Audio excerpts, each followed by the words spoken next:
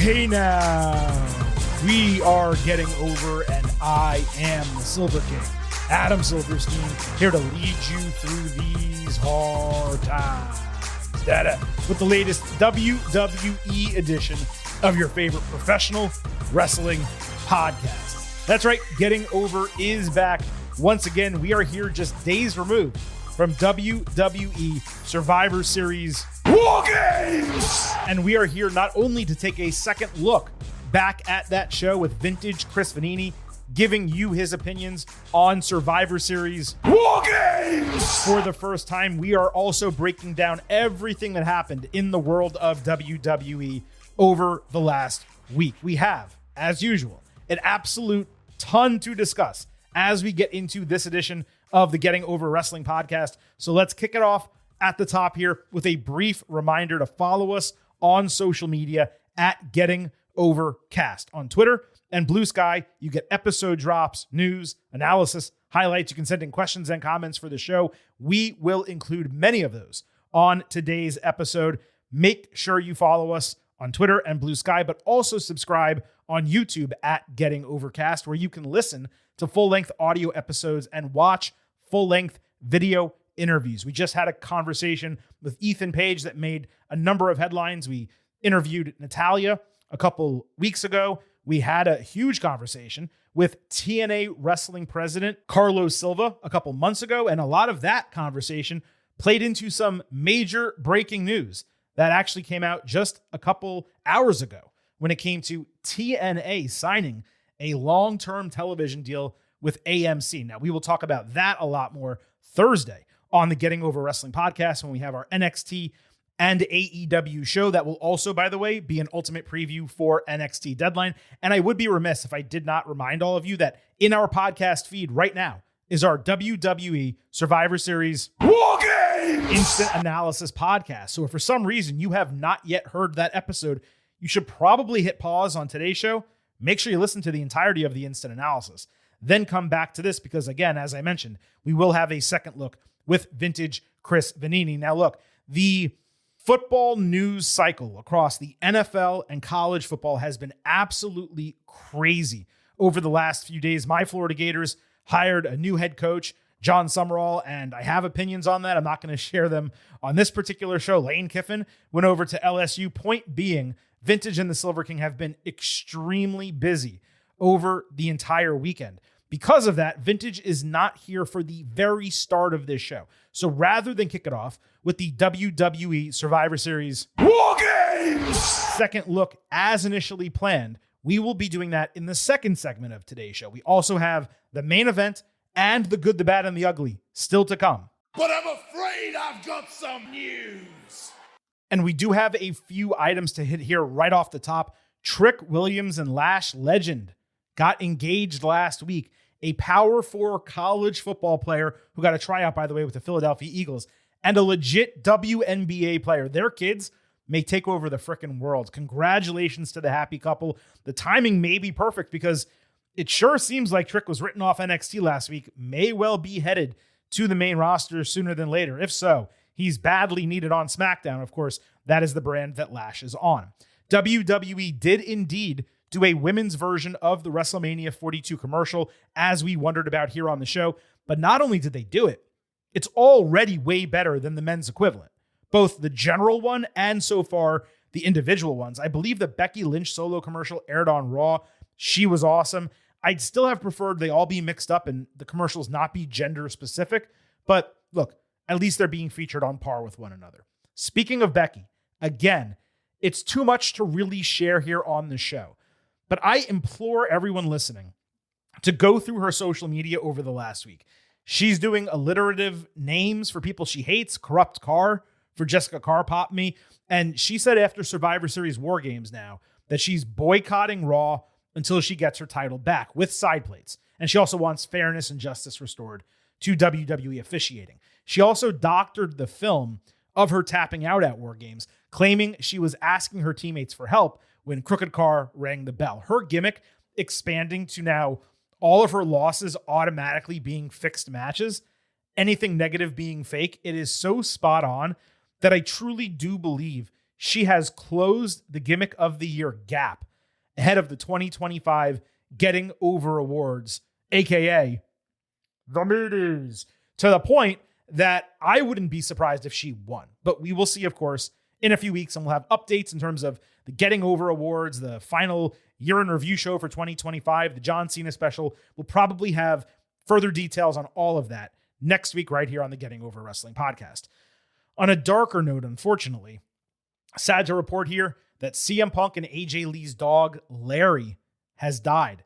There's a legitimate argument that he may be the most famous dog outside of Junkyard Dog in professional wrestling history.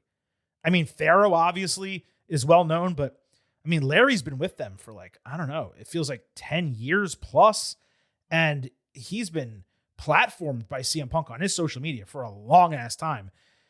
I mean, the guy has merch. Larry and Pharaoh both had merch, but more Larry merch than Pharaoh merch. And look, what they did for him rescuing Larry, the way they took care of him, he was their child for the most part. I believe both of them have said as much. It always is difficult to lose a dog or lose a pet of any kind, of course. And so just feel really bad for CM Punk and AJ Lee. I just wanted to make sure we touched on that here on the show.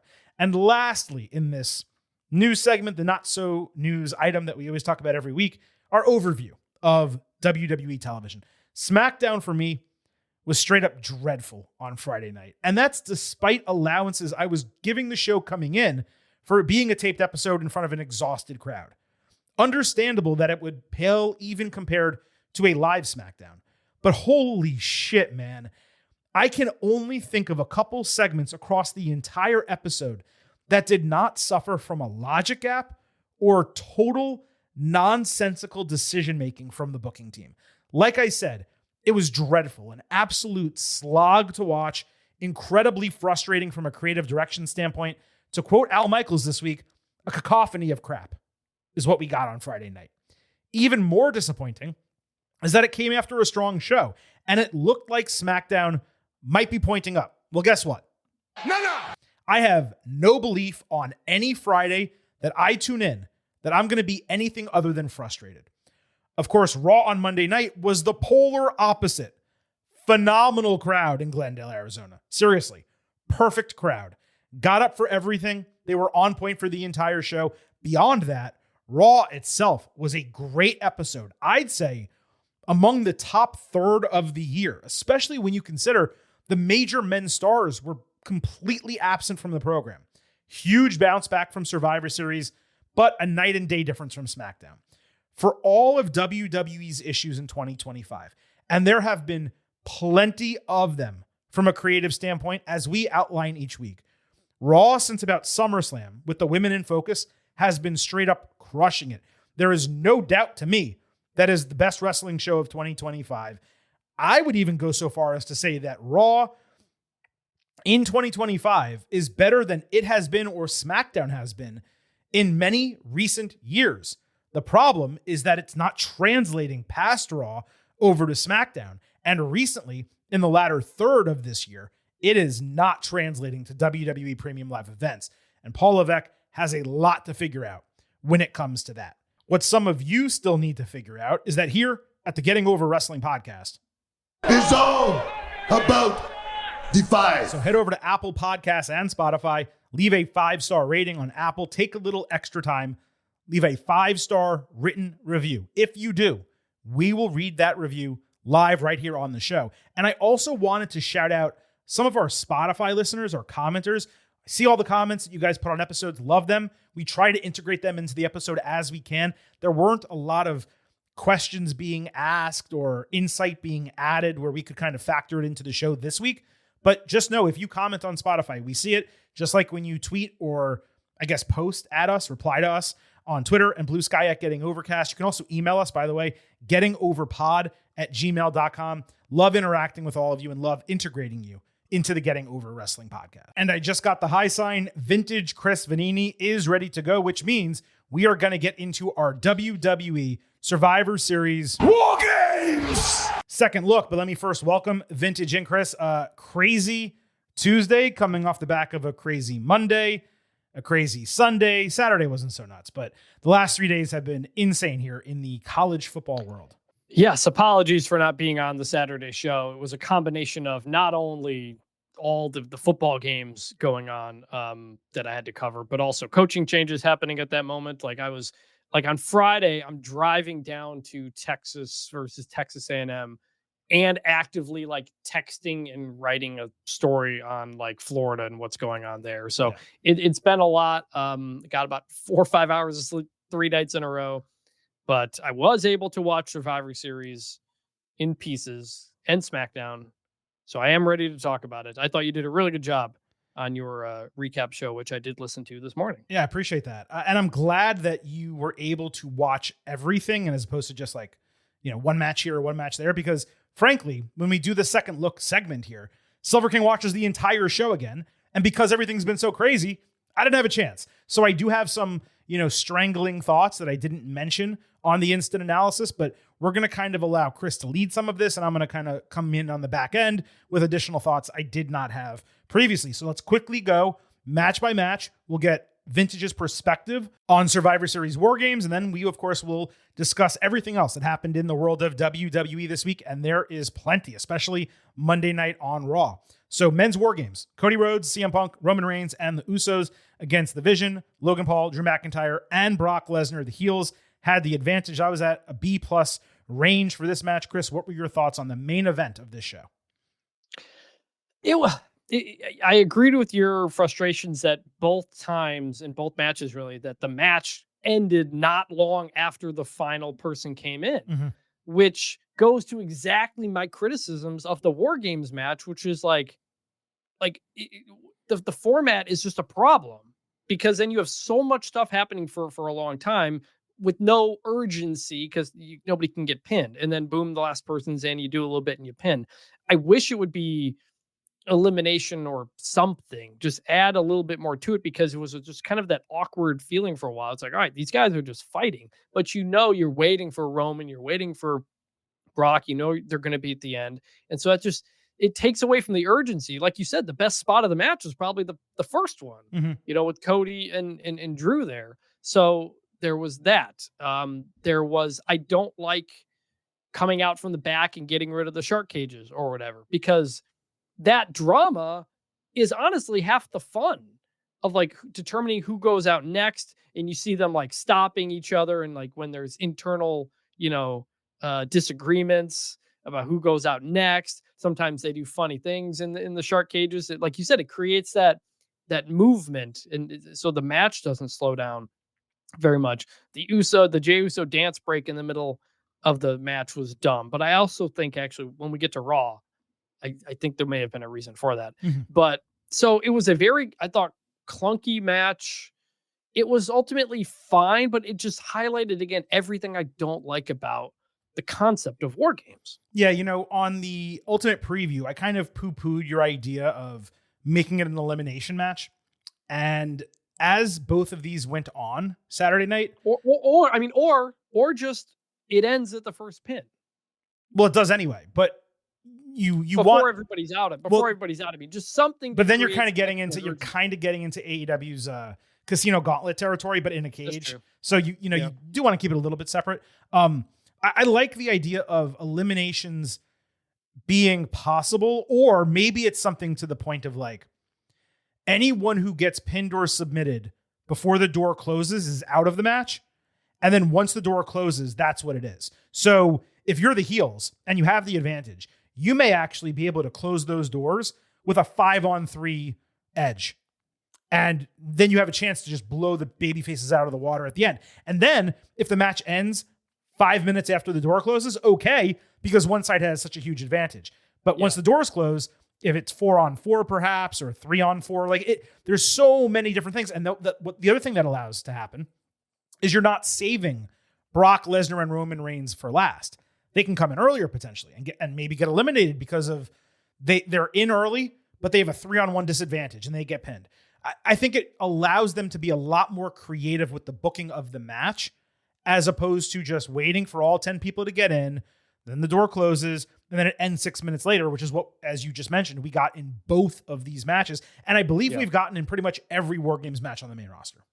Because there's only so much you can do. I don't remember exactly let me look up here how long these matches were. I think they in win total. about 41-ish minutes each because Right. Yeah, exactly. Yep. Yeah. 41 minutes. So like, it's 35. It's 35 to close the door, and then everything else after. yeah. So like they do give you a lot of match, and I can understand saying we don't want to go, 50 minutes to an hour on this, but that is again kind of the inherent flaw in war games. Also, if you're going to call it Survivor Series war games, just combine them and do that. I mean, I've always kind of that had would be the combination that you have to survive, and you could even do a sole survivor situation where literally it becomes an elimination match, and you have maybe it's 5-on-5 they get in, but then you have to eliminate 10 people. The problem with doing that if you're WWE is we've seen it so many times. They'll do a quick roll up. Someone will get hit with a single chair shot, even though they've taken 7 earlier, they'll get pinned. So you got to be really careful. The only way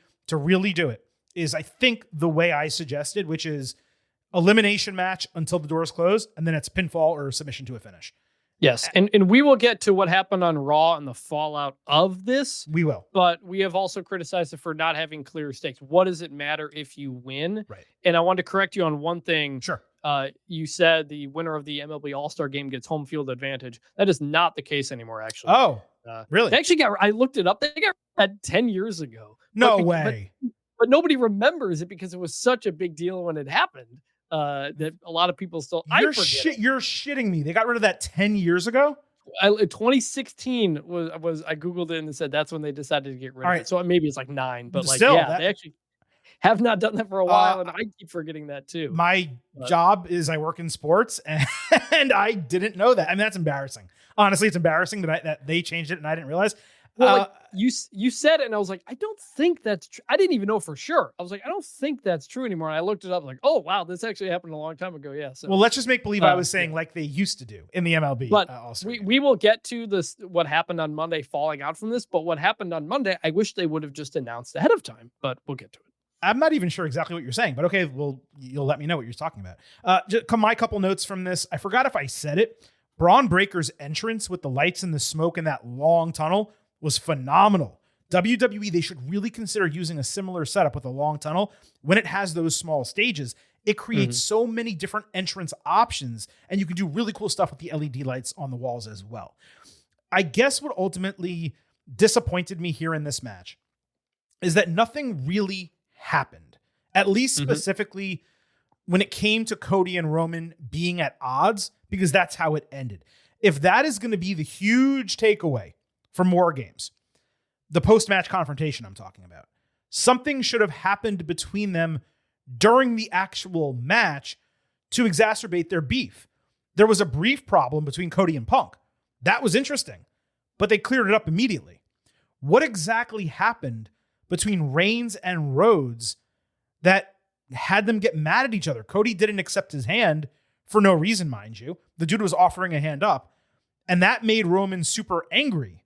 There was nothing in the match to build that tension, whereas a Cody Punk rift felt a lot more exciting when that was teased. Now, the post-match camera shot of Roman sitting between the two rings on that steel grating, looking at his family over one shoulder, the champions over the other shoulder, that was exceptional. It was far more important than what he said to Cody. The story of this guy basically choosing now whether to remain a face and someone who is supporting his family, or potentially, I guess, go back heel because he has a hunger for power and championships. The Usos watching his interaction with Cody and Punk play out from the background, that was equally strong. I'd probably have left it there. Roman sitting there looking at both of them, devil and angel on one shoulder or the other, trying to decide what to do. But WWE always feels like it needs to beat fans over the head with stuff. And you know what? Given the reaction online to some things that WWE does, maybe they're right about that. Maybe they do need to beat people over the head with stuff to make it clear what they're trying to do. But I loved the shot of Roman sitting between those four dudes. And I just wish, like I said, the show had ended on that. Yeah, I think your point, like, what are you going to remember from this match? Like the end, I guess, the mystery guy. Right. And that's a weird thing to end a WarGames match with. Or to be the kind of defining thing. It was pretty impressive, though, like I said on the instant analysis, how he got in and out of the ring so fast. Like, that was athleticism, for sure. Oh, and they did, but they did mess up the camera cut in that moment. Yeah. They cut during the count, after a GTS to the guy climbing up, which they shouldn't have even shown him climbing up. Right. Just show him in the ring. Or Whoa, jumping who's that? down or something. Yeah. Yeah. And then you see him climb back. You didn't need to see him climb in. So it was a weird, unnecessary cut that took away from what we thought was an important pinfall. But yeah, and you thought it was Austin Theory. It could be. The guy, it felt a little too skinny for Austin Theory to me, but I don't know. So I had a thought. I did have a thought that no one has mentioned, and I don't think it's going to be this person because I don't think he was tall enough. But if we're talking athleticism, getting in and out of the ring like that, what about Montez Ford, dude? Could be. I just don't think he was tall enough to be Montez Ford. Yeah, and it wouldn't be Finn Balor. No. But yeah, I like that we don't know, and I don't even want to overthink it because I want to be surprised. Sure. And that's fair. That's so credit to that for a surprise that I'm interested in. Martin McDonald at Martin Mac 1 wrote in, he said, "Can I ask you and Chris, how much do you think Triple H specifically cares about critical reaction? The inception of WarGames has given them a storyline out for the fourth biggest show of the year for 4 years, and that just isn't good enough. All of this for a 3-second convo between Cody and Reigns, and no one wants to see that third WrestleMania match." So I think he cares way more about fan reaction than critical reaction, number one. I do agree, as Chris does, I believe, I can speak for him, that WarGames has become problematic. We can discuss that. I mean, we already did discuss it a little bit. We can maybe talk about it a little bit more after the women's match. But I strongly disagree with the contention that no one wants to see Cody Roman 3. They're the two top guys in the company. They're the main characters of WWE right now. I've seen people suggesting on the back end of this happening that all of a sudden their first two feuds and matches were not good. Now go home and smoke some more crack. That's like saying you don't want to see a Yankees-Dodgers World Series. You may be tired of it. You may want your favorite team or some other teams to get a chance, sure. But there's still the Yankees and Dodgers. In this case, and in professional fighting, a rubber match is common when top-tier opponents are 1-1 against each other. Kazuchika Okada and Kenny Omega wrestled 4 times. Obviously a 5th in AEW, but 4 times in New Japan. Cody and Roman can't wrestle 3. They main evented 2 of the most successful WrestleManias of all time and were involved in arguably the greatest long-term storyline in wrestling history. And they aren't allowed to have a rubber match while they're still in their prime, mind you, because the IWC has a hate boner for WWE in 2025. I don't buy that at all. It's all about the storytelling. If the creative is good, the match will be highly anticipated. If WWE does a shitty job, then it won't be. Just like anything else. But with those two guys, those names, the reactions they get when they hit the ring, it is tough to believe a potential rubber match between them would not get built well and would not be received well by the fan base. Yeah, no, completely agree. Yes, they are the biggest stars. That's fine. I have everything you said. I would want there to be a good story for sure, but Cody Roman, it's totally understandable. If that happens, you just got to put some work in to get us there. And that's, I think, why I kind of had some issues with this WarGames, which was they just loaded it up with stars, and that was all that mattered. Right. Really. I kind of a lot of the show too, which is just like, we're just going to give you the big names, the most loaded WarGames men's match we've ever seen, including Mr. WarGames Jey Uso.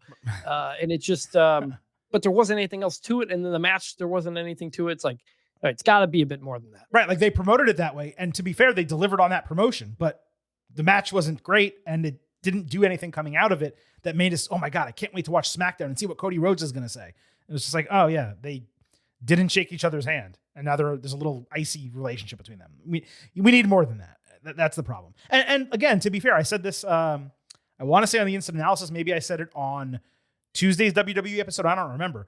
But like you and I coming out of WrestleMania last year and then subsequent shows, we pegged Roman Reigns versus Seth Rollins or CM Punk for this WrestleMania. If they had the Reigns-Rollins match scheduled, which is the match, by the way, them in the main event of Night 2 at WrestleMania, it's never happened, okay? Nor has it happened in a main event of any WrestleMania, let alone a 2-night WrestleMania. But if that was the scheduled match, and then someone gets injured, and you replace that person with the other biggest star in the company, what do you want them to do? Like, what do you want them to do? Put Carmelo Hayes against Roman Reigns? They're not going to do that. As much as you would like it. As much as I would love it, they're not going to do it. Simple as that. All right, let's move to women's war games. IYO SKY, Rhea Ripley, Alexa Bliss, Charlotte Flair, and AJ Lee against the Kabuki Warriors, Nia Jax, Lash Legend, and Becky Lynch. The faces had the advantage. They won the match as well. And let me, by the way, be clear, because you and I were on polar opposite sides on our predictions. Silver King was wrong in both cases. I lost both war games. Vintage won them. Obviously, the other two matches on the card we predicted because they were easy to predict, but I just got these wrong. I thought they were going to flip it out. I went 3.5 stars and a B here. Chris, what were your thoughts on women's war games? I think I had more fun with this one, although it wasn't necessarily great either. I think it just felt a little bit fresher as a whole. Although, like the EO Swanton bomb with the garbage can, like it's just a very you hit this too. It's like a very weird setup. Everybody's just kind of standing there for a while waiting for it, and it felt like at least this match was like, all right, what's the thing we want people to remember from this match? That was it. So they gave us something. But they had done it. They had done it twice before, just differently. Exactly. That's the problem, is that they've done it before. More than twice before. Sorry. Yeah. So it ended up being what I expected. A little bit more interesting, but it felt again similar, which is like, I don't like the format of this match. It's just, it creates those problems. Rhea Ripley in a mask all the time is just like, it feels like it's not full Rhea Ripley. Well, she has to protect. I know, like she has to, but like she just it's 2 years in a row of this. I know.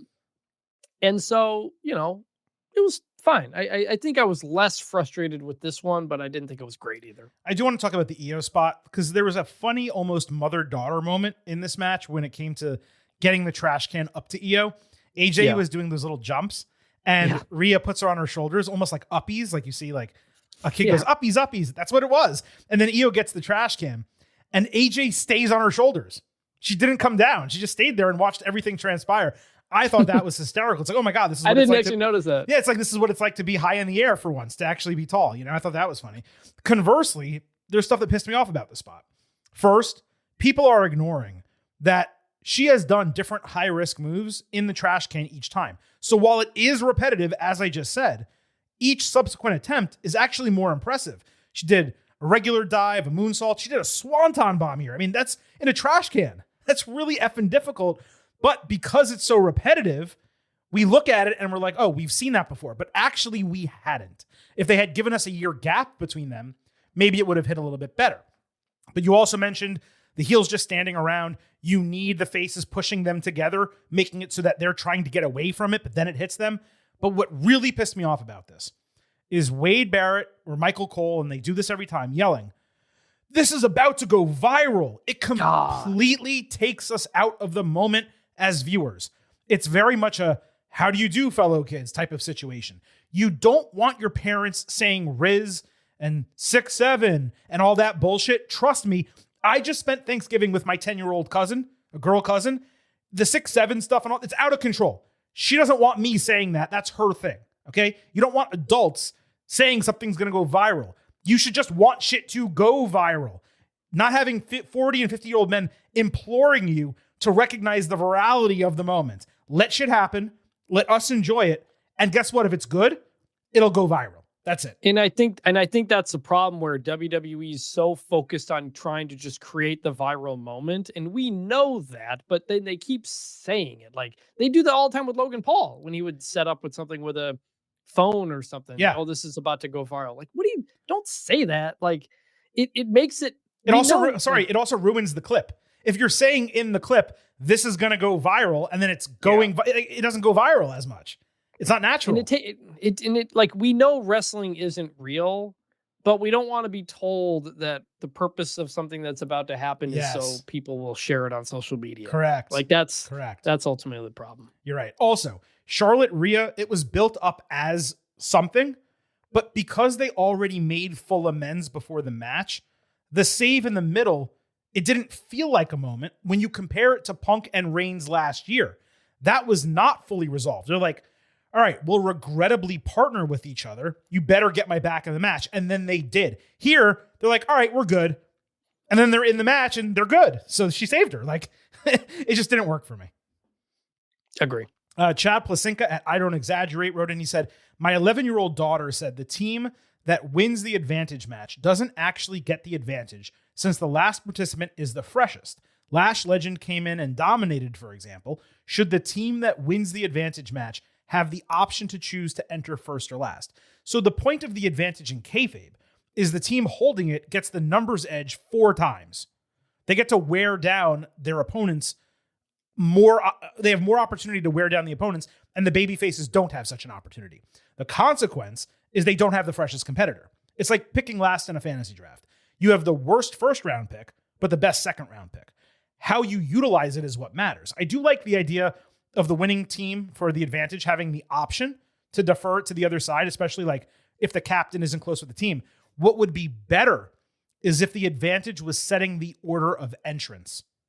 That would be tough to book, but if like Becky Lynch won the advantage and she decided AJ Lee was going to go in last, but she was going to go in first, like that would make a lot of kayfabe sense. So that's the way I lean on it. Well, that kind of comes back to the nonsense Roman versus Cody, who's the leader of the team thing, where it's like, who cares? What does it matter? Right, we haven't been told anything that there is any. We haven't been told that there is strategy to WarGames. Like that almost doesn't exist in the canon. So you'd need to do that first. There kind of was when there were shark gauges and there is a captain because that person is, directing who's going to go win and so on. But when you lose the shark gauges and you don't build the storyline coming in, that's what you're left with. I had said Nia Jax's gear for this match was interesting. Eric Montgomery at AJ_Monty wrote in, said Nia's gear looked a lot like the Padres City Connect uniforms with the white and pink. He wouldn't be surprised if it was an homage to that. So that makes a lot of sense. Intercontinental Championship, John Cena losing the title to Dominic Mysterio. I gave this 4.5 stars and an A. I stand by that. Like I as a wrestling match, no, it was not that good.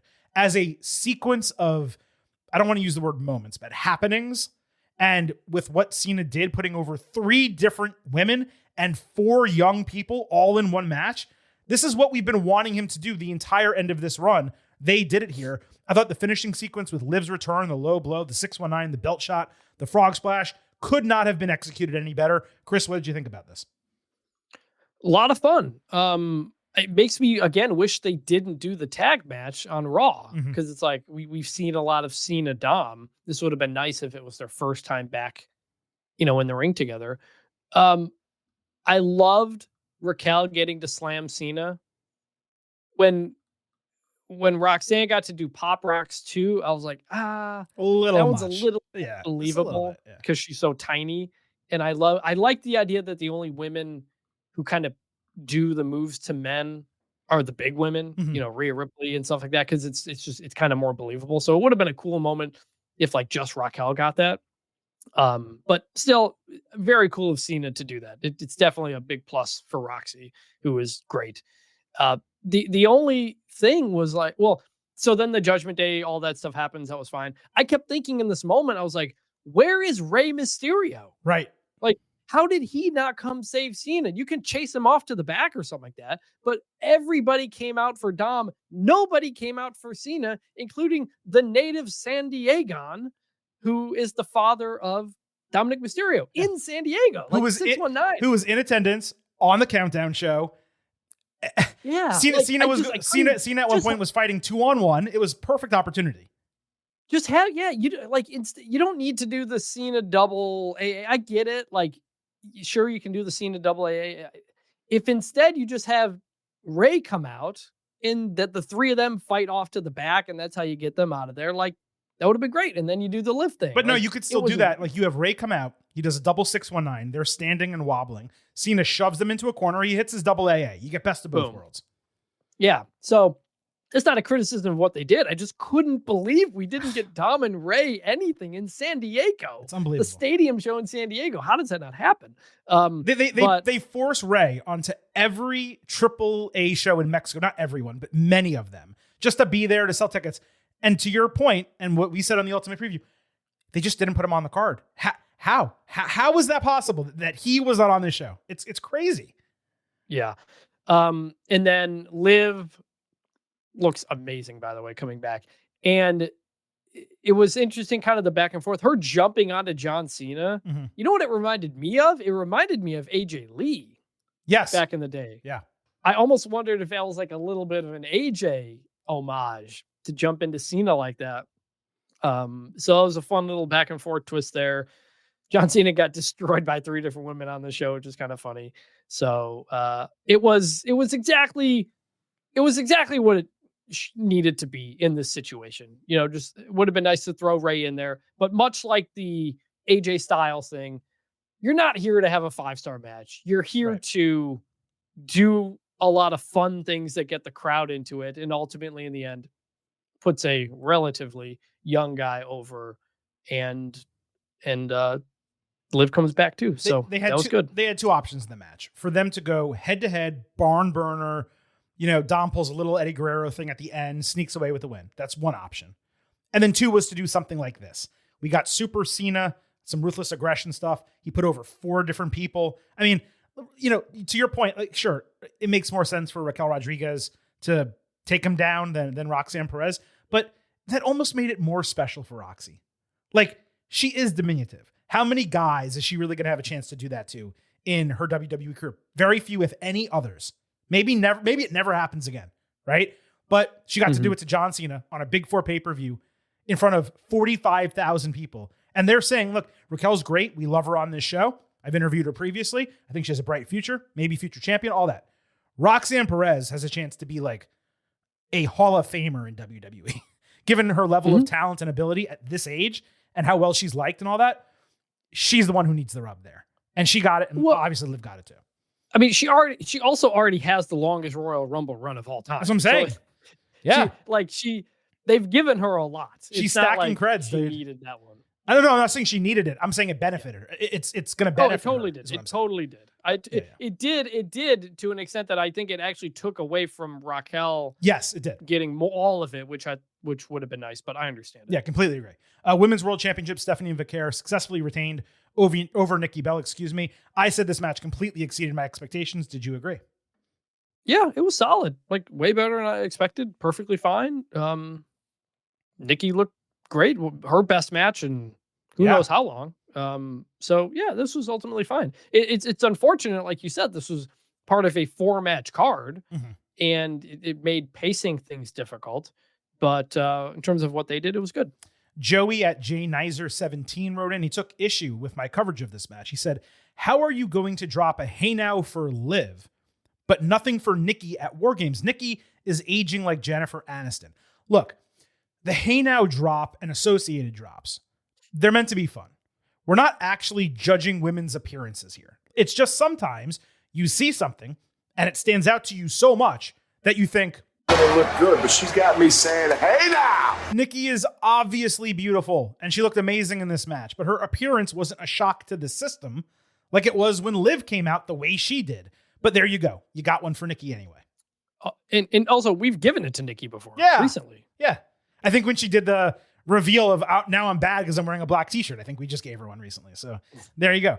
We do need, by the way, to have a conversation. I've done this in drips here on the show around Hey Now, and really also Big Meaty Men Slap and Meat entering 2026, because a listener on Blue Sky suggested a really unique way to carry these titles, let's say, through the year. I need to figure out the best way to execute it before we propose it to all of you. So listen for that around the end of December, and we might even have some additional questions in our voting for the 2025 Getting Over Awards, aka the Meaties. And you guys may be able to approve or deny, yay or nay, some new additions, let's say, to the Getting Over Wrestling podcast. Lastly, this, of course, was not on Survivor Series WarGames, but coming out of SmackDown, Chris. What did you think about the traditional Survivor Series elimination match? Sami Zayn, Shinsuke Nakamura, Rey Fenix, and Motor City Machine Guns losing to MFT. I agree with you on not liking the booking of the match, but I liked the structure of the match better than the WarGames. Like, it just, again, to me, was like, this style of match just inherently creates a better match story. Mm-hmm. And I felt like obviously didn't like the result. The MFTs have been just kind of sitting in the water, not doing anything for a while. But I liked doing the match, and it reminded me that I still like Survivor Series matches. I liked the graphic that they put up, kind of the vintage throwback graphic with the logo. My only thing is I would have taken out the word traditional Like it's Yeah. a traditional. It's just Survivor Series. It's just what it is. Yeah, there's no other Survivor Series we're doing unless we're implying that a WarGames match is a Survivor But Series it's not. WarGames match. By definition of what Survivor Series is, it's not. It's not an elimination match. Yeah, so I was like, you don't need to say do you need to say traditional to say Survivor Series? I think we all know what it is. But anyway, I'm glad that they did it. I'm surprised it wasn't the Wyatts, who obviously showed up later, but it was a thing to get a bunch of guys on the show for the weekend, and I enjoyed it. In terms of grading, you and I, our pre-show expectation grade for Survivor Series WarGames was a 90 out of 100 and A-. The listeners were at a 91 and A-. Post-show grades from the Silver King and the Getting Overheads, who voted on Twitter at Getting Overcast, across the board 85B, down 5 points for me, down 6 points from them. What was your post-show grade here for Survivor Series WarGames? With the caveat that I didn't see this live or kind of all at once, and I had been spoiled going in, so it's not a truly fair grade. But I'm at like 81 B-. Oh, interesting. I just, the only thing that really mattered here was Dom winning the title and Liv coming back. The other two WarGames matches were okay, but not great. They ultimately didn't mean anything going in or coming out. And Stephanie Nikki was fine, but it was a title retention, and it was what it was. There wasn't anything like incredible on the show. The best thing was Cena, Dom, and kind of the shenanigans of the end of that match. So I'm trying to expand my range of grades on things now, because it's not the Vince era anymore. Like we're all in agreement it's better than it used to be. But I do think it's time that I'm trying to kind of stretch out what I consider how to grade things. At the same time that in my job, I'm grading the open jobs for coaches. I'm grading the hires, and I try not to get in a position where I'm just giving out B's all the time. And so I'm trying to expand that. I'm going to say B-, almost to a C+. Yeah, maybe it should be, but that's my take. I believe it's fair to a degree. I look at grading the show in totality as not just what did the 4 matches do and, what's my average of that or whatever. It's more, I sat down for this amount of time. I watched these amount of matches in the show. To what level of entertainment did that company deliver to me? So you could have a show that has like banger matches on them that I just don't care about. Or you can have a show that doesn't have the greatest matches, but is really entertaining from start to finish. I found a lot of Survivor Series WarGames to be entertaining, but it just lacked in terms of the areas that we've already discussed, not to go over it. So that's why I'm at a B for this show. For me to give a show a C, I need to have probably decently low expectations coming in and the show to be even worse than that. For a show to get a D or an F, it has to absolutely fail in its charge of entertainment. And I can't, there's no way this was an F or a D show. Not possible. Now, if you're at a C and you just truly, I'm not saying you, I'm talking about a person. You truly came out of this and you weren't entertained and you felt like you wasted your time and you gave the show a C. Sure. I mean, I'm not going to argue with you on that. But I feel like the vast majority of people, especially the amount of responses we got, questions coming into the show, comments on it, people who retweeted and liked stuff. I'm looking at this and I'm like, well, you guys were really enjoying a lot of the individual moments that happened on this show, but you just thought the 2 WarGames matches ended kind of quick and therefore it's a C show. That's not how it works for me. So that's why my grade was a B. Not that I feel like I need to justify it. I'm just kind of explaining the difference. But I think a B- is completely justified. I mean, it's to me, totally fine. I think the difference between C and B is if someone said, should I watch the show? Would you say yes? Agreed. And I think I wouldn't tell people not to watch this show is what I'm saying. I think a C is where you get into the no, don't watch it. Not that it's actively bad, but no, you don't need to watch it. Yeah. And my brother had texted me before. He was like, yeah, that show was garbage. It wasn't great. And so I kind of went in with that, all right, I'm on kind of that range of is this a show you would tell someone, yeah, you should watch it? And for my brother, it was a no. For me, it's barely a yes. Yeah, I think that's really fair. C for me would be no, don't watch the show. Maybe find one match if you specifically want to watch that. For me, a B- is, yeah, you should watch the whole show. It's not going to hurt. You'll still be entertained. And that's the grade I gave. Two other comments here coming out of this, and then we'll move on. We have so much more to talk about here on the program.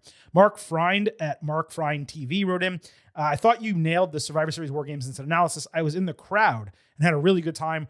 All this consternation over the 4-match card, and yes, I would have preferred one more match, but I was intrigued to see the WarGames matches in person. The amount of stars involved alone made it something of an aura fest. But ironically, the 2 singles matches were ultimately what led to me buying a ticket. Stephanie Vaquer, truther here. I really wanted to see her live and was also thrilled that those two put on a good match. And then just the opportunity to see Cena one last time in person would have been enough. But to then get that match, I couldn't have been happier. So I thought your takes were spot on. Thank you again for all that you do, keeping us listeners informed and entertained. Then I got from Brett Charles Malam at Brett_Malam, who's a longtime listener here. Great breakdown of Survivor Series. One thing I will say is that as an attendee of a PLE, I love the breaks they do for the TV audience between matches. In other words, you don't actually need to use a match to take advantage of a bathroom break. At Survivor Series, I was able to do a bathroom break, including waiting in line and even going into the bathroom, and get back to my seat without missing any matches because of those ad breaks they do. I noticed this when I was at the Royal Rumble last year. Like for the live audience, it is actually kind of nice. For the home audience, it would behoove them to create content besides ads to fill some of that space.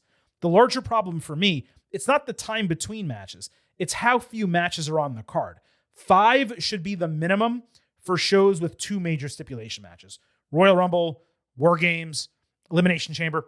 Those cards should have 5. Then you do 6 as a minimum for other PLEs and 7 as the minimum for tentpole shows. Instead, WWE operates at 4, 5, 6. It's at least 1 match fewer than it should be, in some cases 2.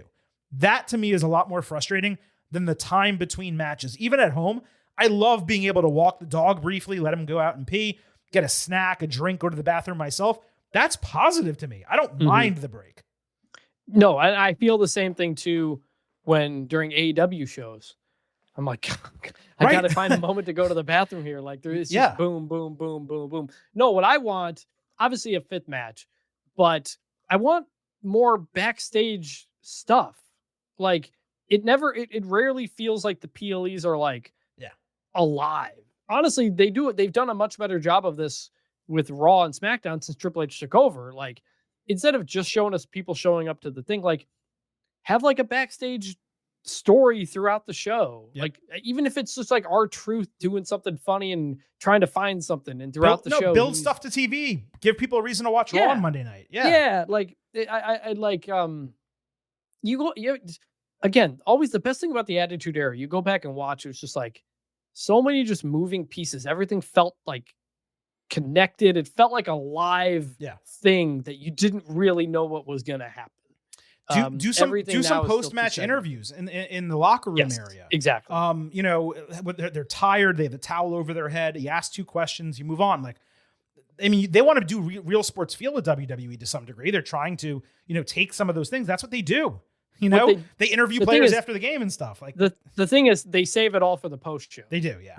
That's what they do. But Chris, there are people who are set for the post show, and then there's a bunch of people who aren't. Talk to some of those people.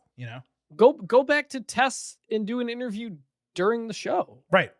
Make that a break or something. I don't know. And maybe it spills. Maybe someone lost and it spills over into something that then you got to watch TV for it. For sure. Now we have a ton of show left. We have everything else to cover from Raw and SmackDown this week. I do need to remind you, though, that here at the Getting Over Wrestling podcast, I happen to love the number 5. And I hope you do as well, because for $5 a month or $50 for the entire year, you can become an official Getting Overhead. Just visit buymeacoffee.com/gettingover, sign up. You'll get bonus audio, the fastest 5 minutes in professional wrestling, instant reactions to every major show, and exclusive news analysis posts every week. We had not 1, 2, 3, or 4, but 5 new members take advantage of our Black Friday and Cyber Monday special. We appreciate all of you. Atish T, Shattered Dreams, Doug B, Dustin P, MS, I don't want to say your whole name. You guys all signed up. Dustin and MS, monthly subscribers. Atish, Shattered Dreams, and Doug, annual subscribers. You didn't take advantage of the deal doing monthly, Dustin and MS, so feel free to hit us up if you want to upgrade for the year. Next year, I'll consider doing a monthly discount in addition to the yearly discount. And I don't believe any of you actually left messages to share, so I don't have anything else to read on the air. But We appreciate all of your support. We hit a membership milestone as well. Nice round number. And we acknowledge you. Acknowledge. Big acknowledgement right there. Acknowledge. Now, Chris, it is time to get into everything else that happened in WWE this week, Raw and SmackDown. We're kicking it off as we always do by sliding into the main event. This is the main event. We're going to start with the Last Time Is Now tournament, quarterfinals, and semifinals. Jey Uso fought Rusev. Jey opened the show with a yeet barrage on SmackDown and an encore. The dude was huffing and puffing when he was done. Rusev caught him flying for an earlier Inagi. Jey came back with a spear for a 1 count, which I loved, considering his spear is obviously trash. Then Rusev laid back down so Jey could attempt an Uso splash, only for him to stand up and land a Machka kick. Odd sequence. Jey broke a poor accolade, used the ropes, escaped an attitude adjustment attempt. He hit a double rope run spear and an Uso splash for the win. Fans loved it. I did not. Match lacked severely. Jey going to the semifinals of this tournament, it's frankly ridiculous. And I figured if he's in the final against Gunther, it's going to be insane to run that back. This would have been fine in any other situation, but in the context of the tournament, it left a lot to be desired, especially when recently we've had some damn good matches. Yeah, a letdown. Didn't love the booking. I was hoping Rusev was going to win because he's been kind of on a roll here. I was like, man, if he gets a win here, that's a big plus for Rusev. When we never really thought Jey was going to win this tournament, so it was tough kind of having a loss to Rusev there in that situation. But especially considering kind of what was coming up next. But well, yeah, disappointing. If you're going to beat him and you're going to play into this character, right, which they had went away from, but they went back to. We'll talk about that in a second. Then beat him early. Don't beat him late. Yes. Right? Exacerbates the situation. LA Knight was fighting a mystery opponent in the quarterfinal on SmackDown. Knight backstage was infuriated that he was not informed of his opponent, suggesting he deserves a bye and anyone else would want that in his situation. He suggested there were forces trying to hold him back from achieving greatness. Liked that. Exactly the promo he needed to cut given the situation, as we discussed last week. This is obviously not an intended storyline, but utilizing the unfair disadvantages Knight has been facing to develop some sort of babyface anti-authority character, that would be a positive for him, all things considered, right?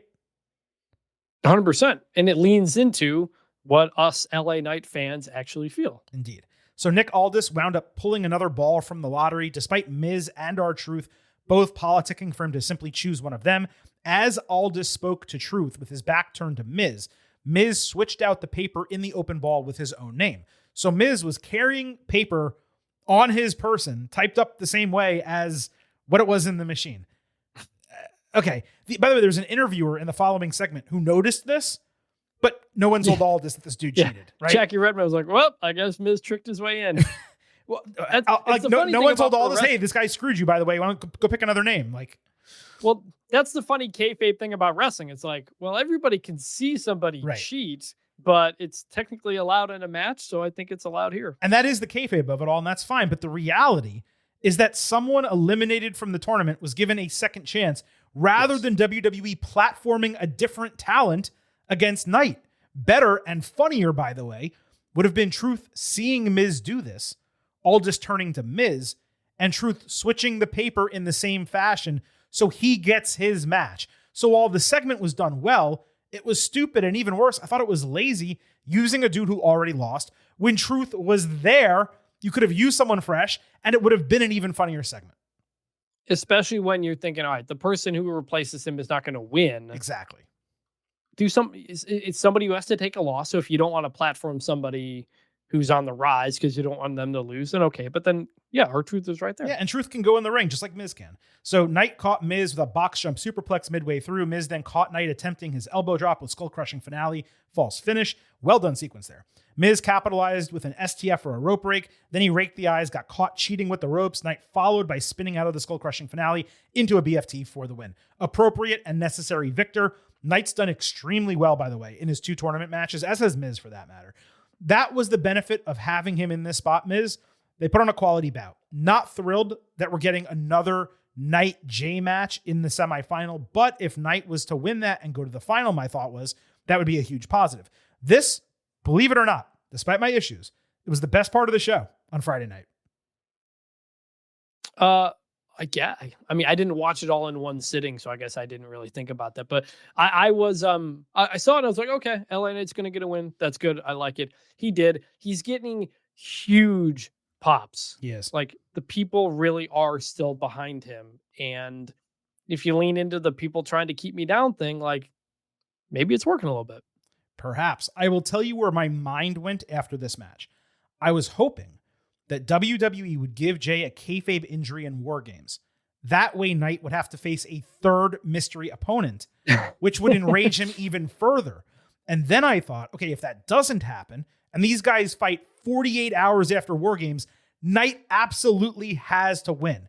It was probably the best possible final, Knight and Gunther, if they were to do that, even before the 16 got whittled down to 4. So I was thinking, there is no way going into Raw that Jay should move on. Oh, 100%. But I was worried for like what you just said. Jay and Gunther do have a rivalry. Mm-hmm. Like there is a story there. Maybe they go with that. I hope they don't. So we had Jay and LA in the semifinal on Raw. Joe Tessitore's description of Knight during his entrance was 10 out of 10. I forgot the exact verbiage he used, but it was like Kavorka emitting pheromone something. It was really funny. This got hot during the break with Knight hitting a burning hammer coming out of it for a false finish. I'm not sure if I've said this before. That should be his finisher, not the BFT, the burning hammer. It's a far better move, and no one should be kicking out of a burning hammer, by the way. Jay came back countering off the ropes for a spear false finish that was actually one of his better efforts. Knight slipped but landed the box jump superplex, which is now being called the megaplex. Knight avoided a roll-up, eating a super kick and a horrendous spear, plus an Uso splash with a slightly delayed cover false finish. Knight immediately countered him on the cover into a crucifix pinning combination for the 1, 2, 3. Yeah! The crowd was on fire for this match, and deservingly so. Knight gave Uso one of his best singles efforts in quite some time. These guys went all out. Jay's stamina was much better here than it had been recently. It was unfortunate that his great spear was overshadowed by an awful one, bottom 2 or 3 that he's ever executed, but that may have been some miscommunication. Knight was the necessary winner. He was great bell to bell outside of one slip. As I said a moment ago, rematching Jay and presumably Gunther, it was a non-starter. Knight needed the win. He had to keep himself in that upper mid-card zone. The match would be more interesting, Knight and Gunther, and perhaps best of all, we finally got back to Jay having a reason to get back in his own head, which we'll talk about in a second. 3.75 stars and a B+. Yeah, solid match. And I was like honestly shocked by the result. I think the crowd was too. Like crowd went nuts for LA Knight winning this, which was good to see. It's exactly what you want if you're going to put him over Jey Uso in this situation. So I loved it. Solid stuff overall. It was good. Yeah, it was like a pleasant surprise. Oh, wow, they actually did it, type of reaction. And good, because LA Knight needed that win and Jay needed that. Honestly, Jay needed the loss. I know people don't use that like terminology a lot. He needed to lose that match. I wish it was more definitive, honestly. I wish he got caught with like kicked out of the crucifix, stood up, BFT. 1, 2, 3. That's the way again. Silver King would have done it if he had a pencil. Cameras lingered on Jay as he sat depressed in the corner after the bell, feeling sorry for himself outside the ring. Ultimately, he threw a fit, destroying the Prime Station and tearing apart the steel steps. Jay later brushed off an attempted interview backstage multiple times, saying there's a lot of people in his head who need to get out, yet the only person to blame is himself. Then he came back to say that maybe Roman was right. The titles look better on Reigns' shoulders. Jay's flip out after the match was rather surface level compared to like the deeper work they were doing with him previously, largely backstage. So it was important that WWE followed up with the parking lot segment. He may not have been as deep in his character here as we were getting 4 to 6 weeks ago, but they're clearly getting back to that storytelling. Why they completely went away from it, I have no idea whatsoever. It really does seem like WarGames just screws everything up with creative, but at least they're getting back to it on the back end here. Huge positive night for Jay. It's exactly, it felt like they stopped because they had to do WarGames, and now we're going back to it. Like that's 100% what it feels like. And that's and maybe that was another pivot because of Seth Rollins' injury. Like maybe Mr. WarGames himself, Jey Uso, wasn't originally going to be in the match, but I don't know, but it was a frustrating month. I am very much interested again in what Jay is doing. The way to book this is to build Jay versus Roman for WrestleMania. Uso fighting the voices that Reigns has installed in his head, finally overcoming his abuser, standing on his own 2 feet, giving him a taste of his own medicine. You have Roman on the other side, realizing this is happening, trying to keep Jay down, getting him in line again. I highly doubt that's the direction WWE is going, given the finish to Survivor Series. But that is logically, Chris, where this storyline should be going. Yeah, I mean, like, we complained that we never really got Roman kind of absolving himself of his sins or whatever with Jay. We just kind of moved on, and I think we've even said we kind of gave up on that happening. Yeah, but I don't know. Maybe we go back, or maybe Jay is just gonna go off on a new thing on his own and finding himself. Which, well, it's something different. I'm into it. If memory serves, he did like more recently double back and show a bit more contrition when what was it when they teamed up? What was it in Australia or whatever? And he was angry. He's like, I'm not going to see you guys until Christmas.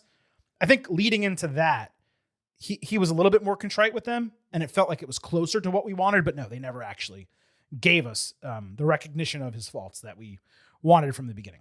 Gunther against Solo Sikoa, semifinal match on Raw. Oh, we got 2 big meaty men bumping me tonight. A ton happened during the first commercial break here, including Sikoa slamming his thumb into the ring post, attempting a Samoan spike. Gunther also got into it with Tala Tonga, who ultimately tripped him. Gunther landed a huge superplex afterward, but seemed to have a rough landing. It went strong style from there, with these guys beating the shit out of each other. They didn't relent during the second break, and actually did even more than the first, with Gunther landing his huge splash and Sikoa hitting spinning Solo as a response. Solo connected with one hip attack. Gunther prevented a second one with a massive lariat. He no-sold the backdrop, hit a second huge lariat for a false finish. Sikoa lifted Gunther for a Samoan drop, got his fingers stretched, and then landed it anyway. Gunther countered a Samoan spike by just chopping Solo in the chest. Then he added 14 more chops, only to get caught off the ropes with a second spinning Solo and an Uso splash for a false finish. Gunther countered another Samoan spike attempt with a sleeper, but Sikoa reached the ropes, ripped off the turnbuckle pad while taking a German suplex. The referee took himself out of the match, trying to fix the turnbuckle, as Tala booted Gunther ringside and held him back. So Gunther, he's like, these are heels. They're cheating. Okay. He gave him a mule kick. And as the referee was ejecting Tala, straight up low blowed Sikoa, adding a powerbomb for the win. Knight confronted after the bell, talking his talk. This was an absolute masterclass up until the finish. Just 2 big, meaty men bumping meat. Big meaty men slapping meat.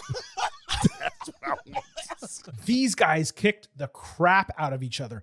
And I'm not sure Solo has ever looked stronger as a wrestler, including when he was feuding with Reigns. Gunther put him over huge in defeat by needing a low blow to win. I did find it a bit unnecessary. Sikoa did not need to be protected from the ring general, the longest reigning Intercontinental Champion of all time, a world champion. I did like how they accomplished it, though. Tala cheated, so Gunther's like, F it, man. I'm getting even, and I'm going to win the match.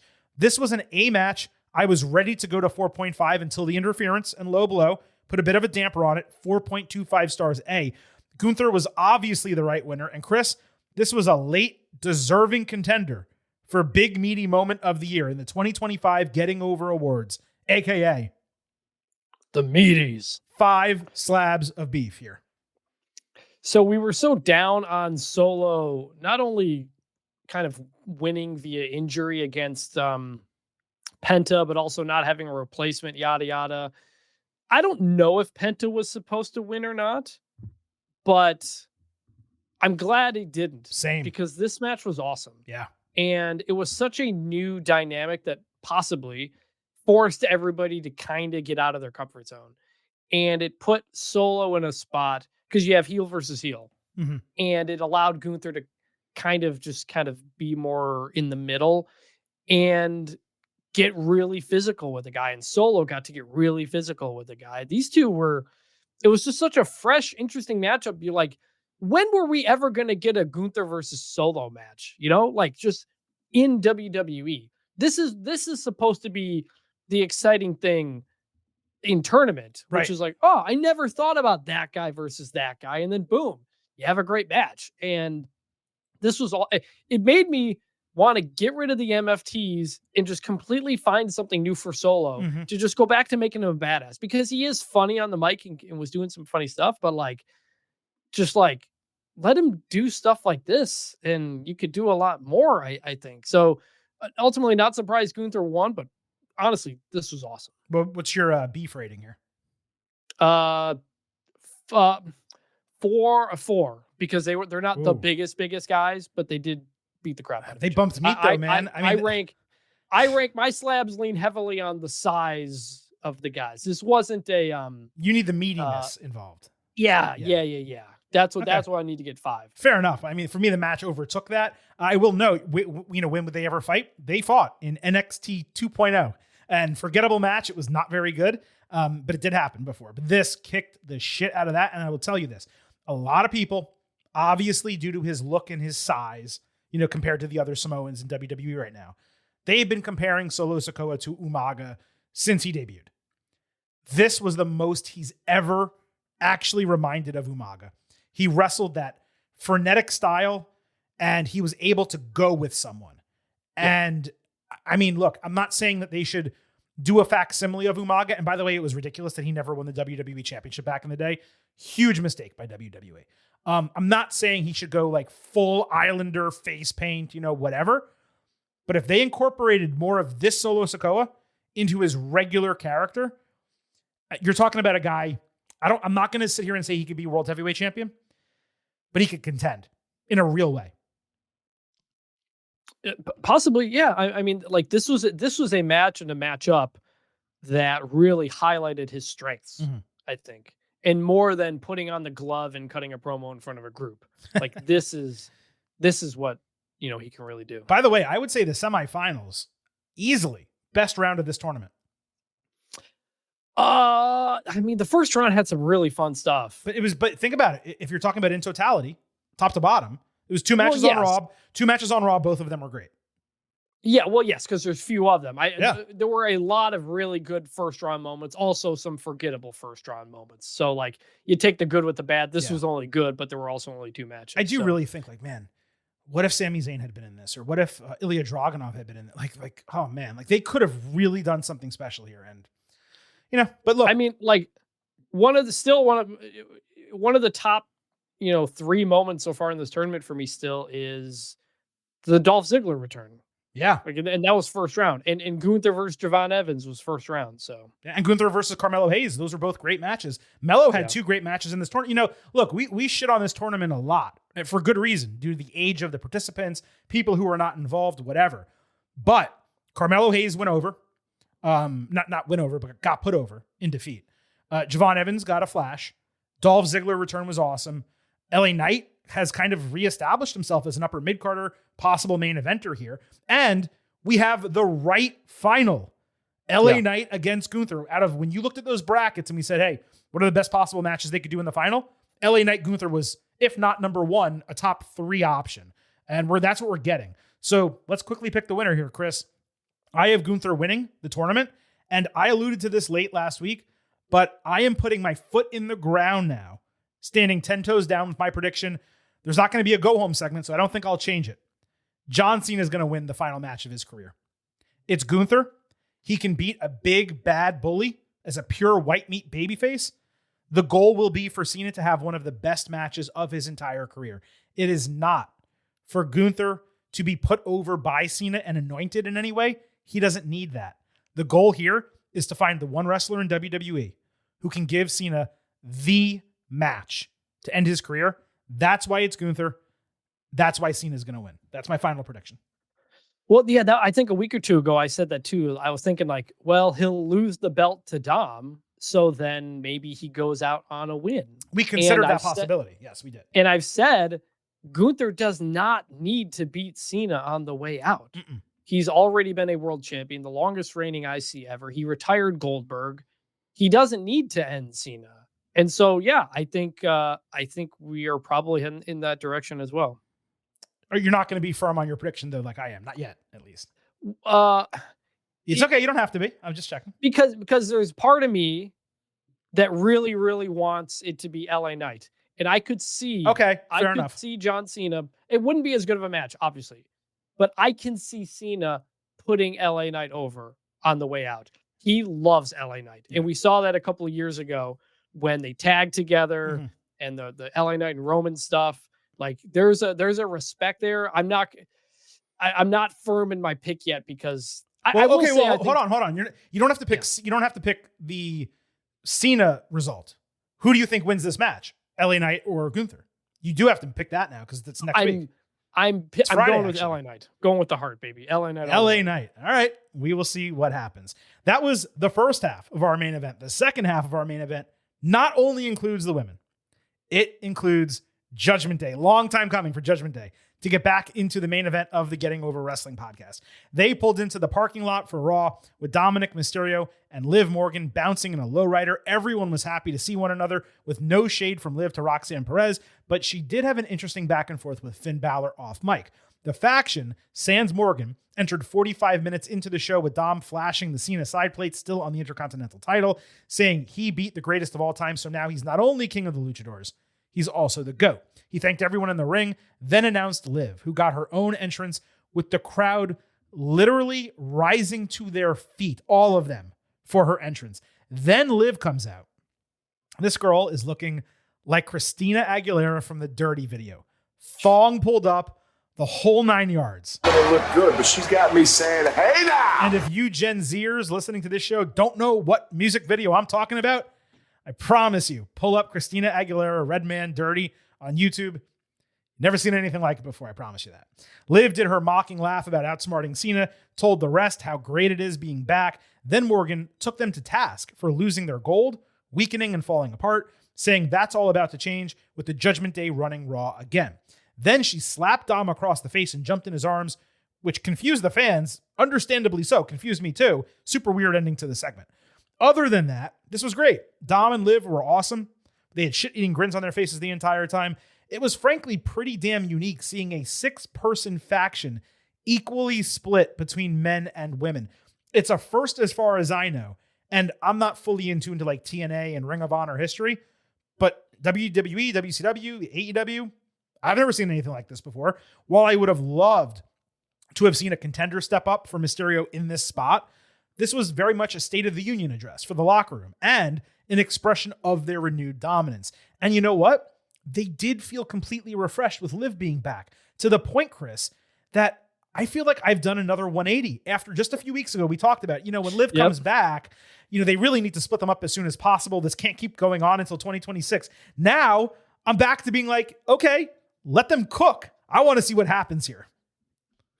Judgment Day will never die, man. It's never going to die. It's never going to die. It was WrestleMania 38 in Dallas when it started, when Damian Priest showed up to help Edge, right, against AJ Styles. And now we're heading into WrestleMania 42 with Judgment Day still here. And you know what?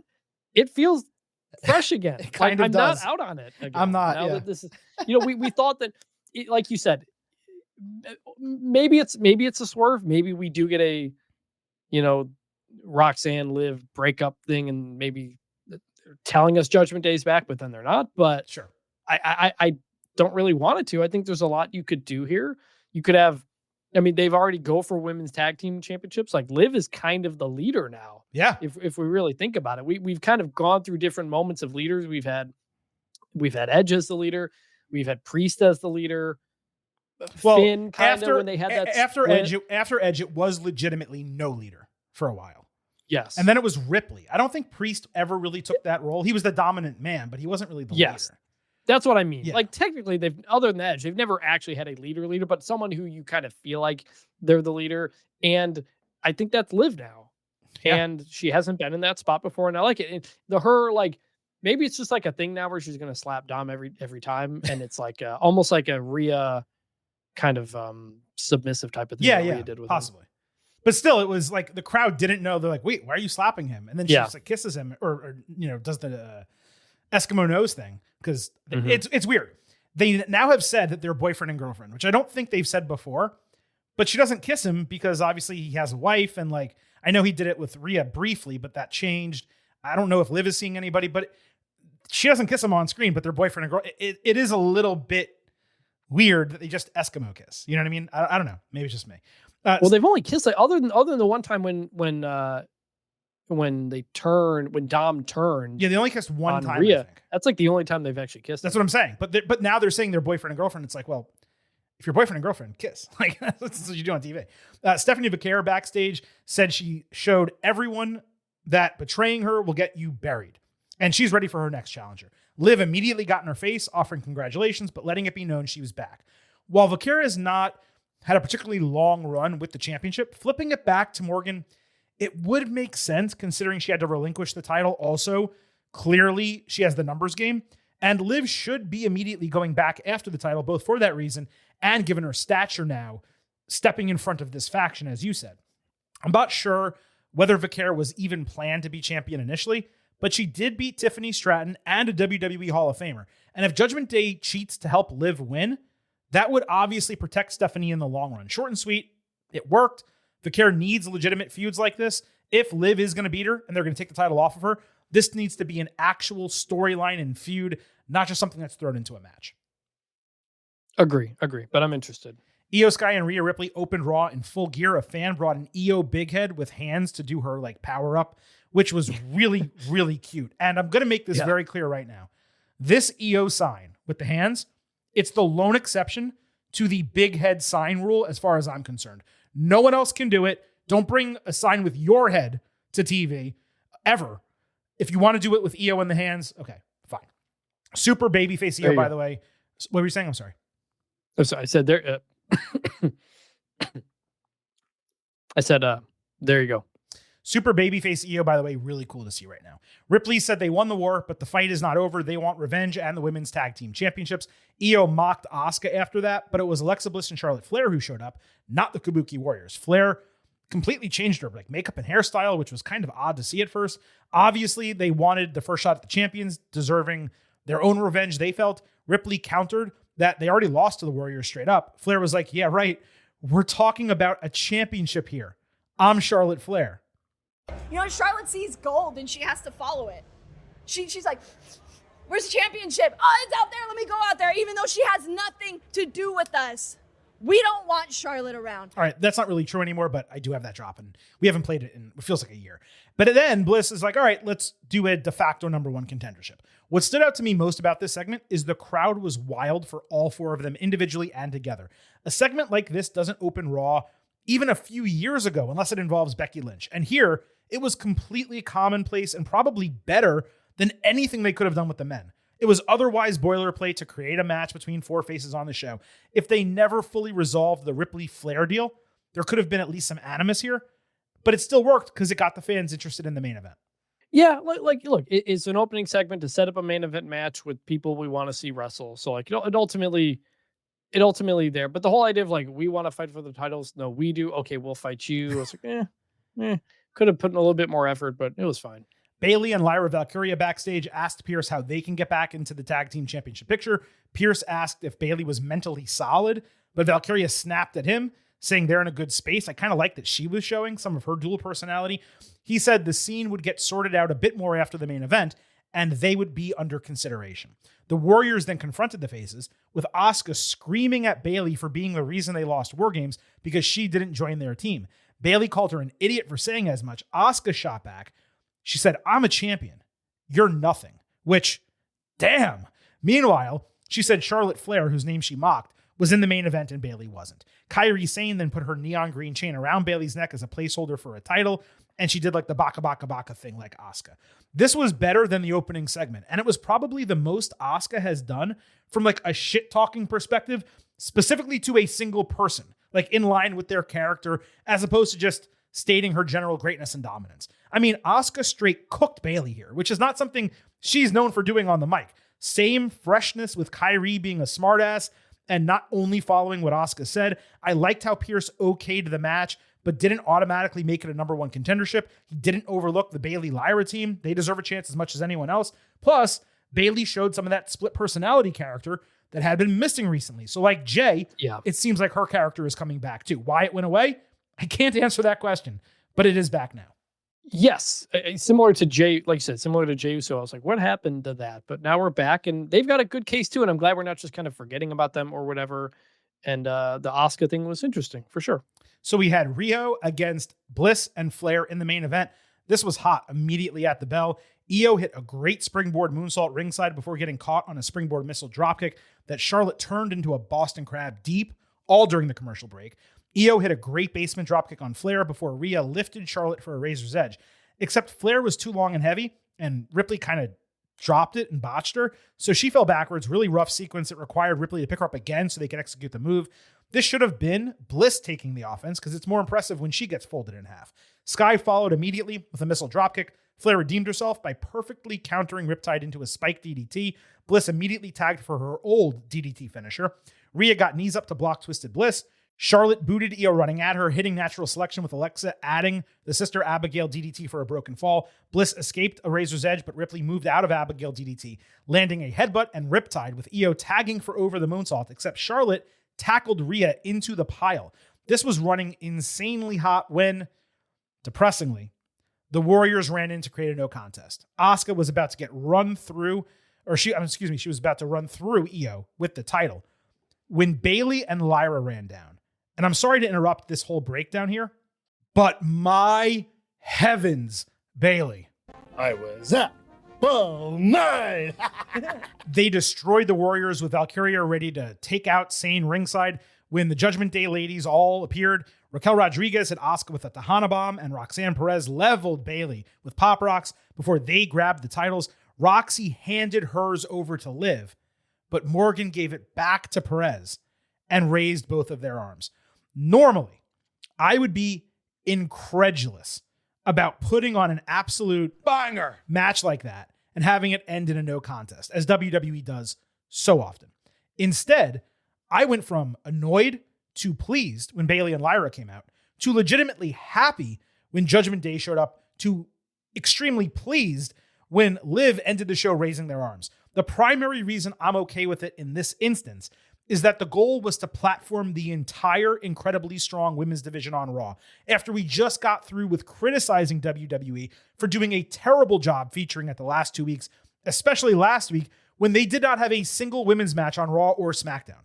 Raw on Monday night ended with 9 of the top, 13 to 15 women in WWE all in the ring together. And my primary thought was, wait a minute, WarGames already happened.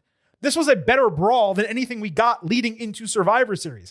I digress. I already said the match was an absolute banger. 4 stars, A- due to the finish, but it was on its way to being an easy A, integrating Bayley and Lyra back into the feud with everyone else, inserting Judgment Day, showing Liv is making good with Roxy, and ending Raw with them on top, as Liv alluded to earlier in the show.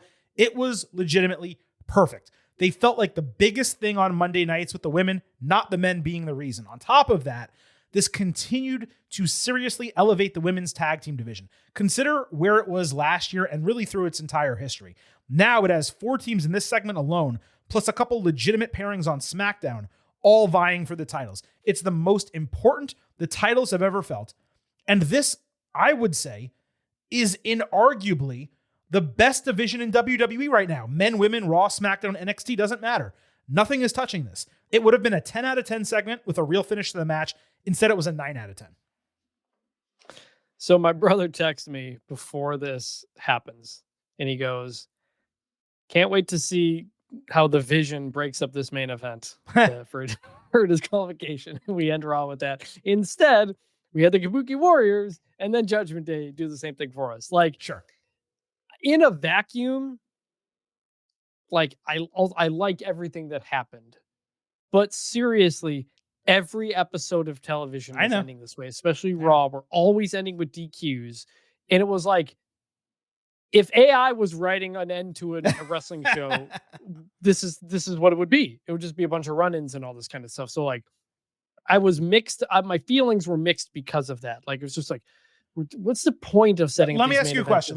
Yeah. If WWE did not do that all the time, how did this main event come off to you? I liked it, which is ultimately good. It's the problem is we don't need to do it all the time. Like you said about even with the Wyatts with the end on SmackDown type of thing. It's like, all right, guys, we get it. So, but I do like what they did, and it has me hopeful for the Judgment Day, the women's division, and all that. In terms of where this goes, it's really tough to say. I could see tables, ladders, and chairs. The setup is there for it, just given the chaotic nature. Maybe they do it on the 2026 Raw debut on January 5th in Brooklyn, but there is a long road to get there. The only incongruency that I saw here is I'm pretty sure Raquel demanded a rematch with Stephanie Vaquer on Raw last week, And Roxy never got her title shot, despite beating IYO SKY in that non-title singles match and totally deserving one. With Liv back, I'm going to assume they're just completely dropping that angle, but that is a tad disappointing that it seemed like they were doing something cool with Roxy and Raquel with Stephanie, and I don't think it's going to happen. Well, Roxy was also in the Intercontinental, the IC title with Maxine backstage too for a minute. Right. So who knows? Right. Exactly. So like maybe that's for the future. Maybe she's the one who ultimately beats her for it, but it's not something that's happening in the present. That is the entire main event for the Getting Over Wrestling podcast. I mentioned a few different times during that segment that there was some incredible work that got completely cut off by commercials, especially in Gunther and Solo Sikoa, but in that women's tag team match as well. And I got to tell you, you guys are missing it every single week. The Silver King is not, because whether it's Raw, SmackDown, or NXT premium live events, I'm watching them all on Netflix, and I'm doing it commercial free with NordVPN. It's easy to set up. It's a drastically better viewing experience with high quality streams and commercial free shows. All you have to do is sign up at nordvpn.com/gettingover, open the app, quick connect to another country like Canada, open Netflix and watch the show. That's going to be crucial for WWE premium live events going forward. And for me, it's crucial for TV every single week.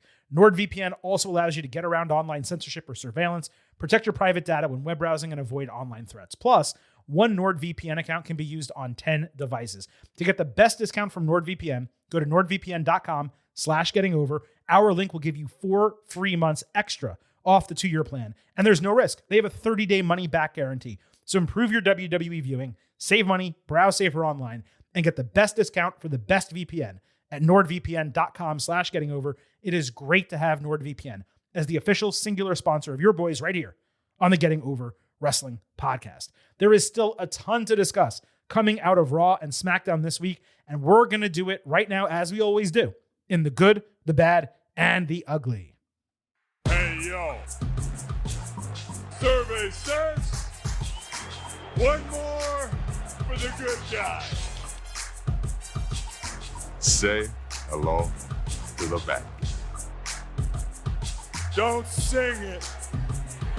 Bring it. Paul Heyman approached Adam Pearce backstage but got screamed at for presumably demanding something considering what happened with the Masked Man at WarGames. Heyman said he had nothing to do with it and he wasn't there to discuss it. Instead, he wanted to talk about Bron Breakker pinning the World Heavyweight Champion, which, yeah, fair enough.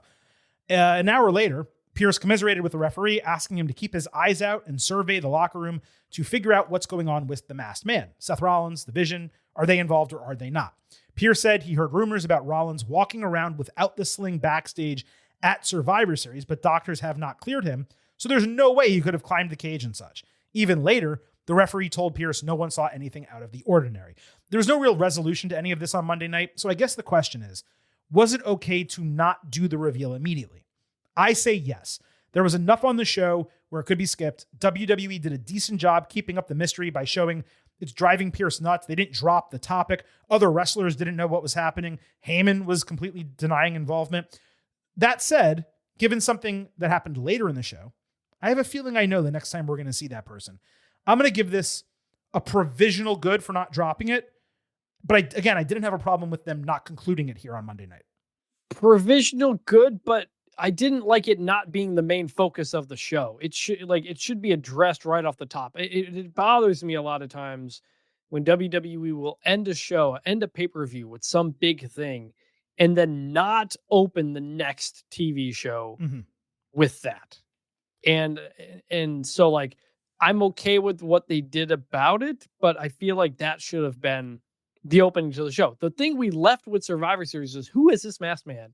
And we like barely touched on it on the show. And not only that, it wasn't even the main lead of Raw. And I feel like it should be. So what if that first segment with Pearce and Heyman was the opening of the show backstage and then it went to IYO and Rhea in the ring? That would have been better? It would have felt better, yes. Because like the women come out and I'm like, okay, but I got to know what this Masked Man situation is. Like, they didn't give us an answer. Like, it's the number one thing we're thinking. And so when the women come out, it like takes me a minute to kind of get into it.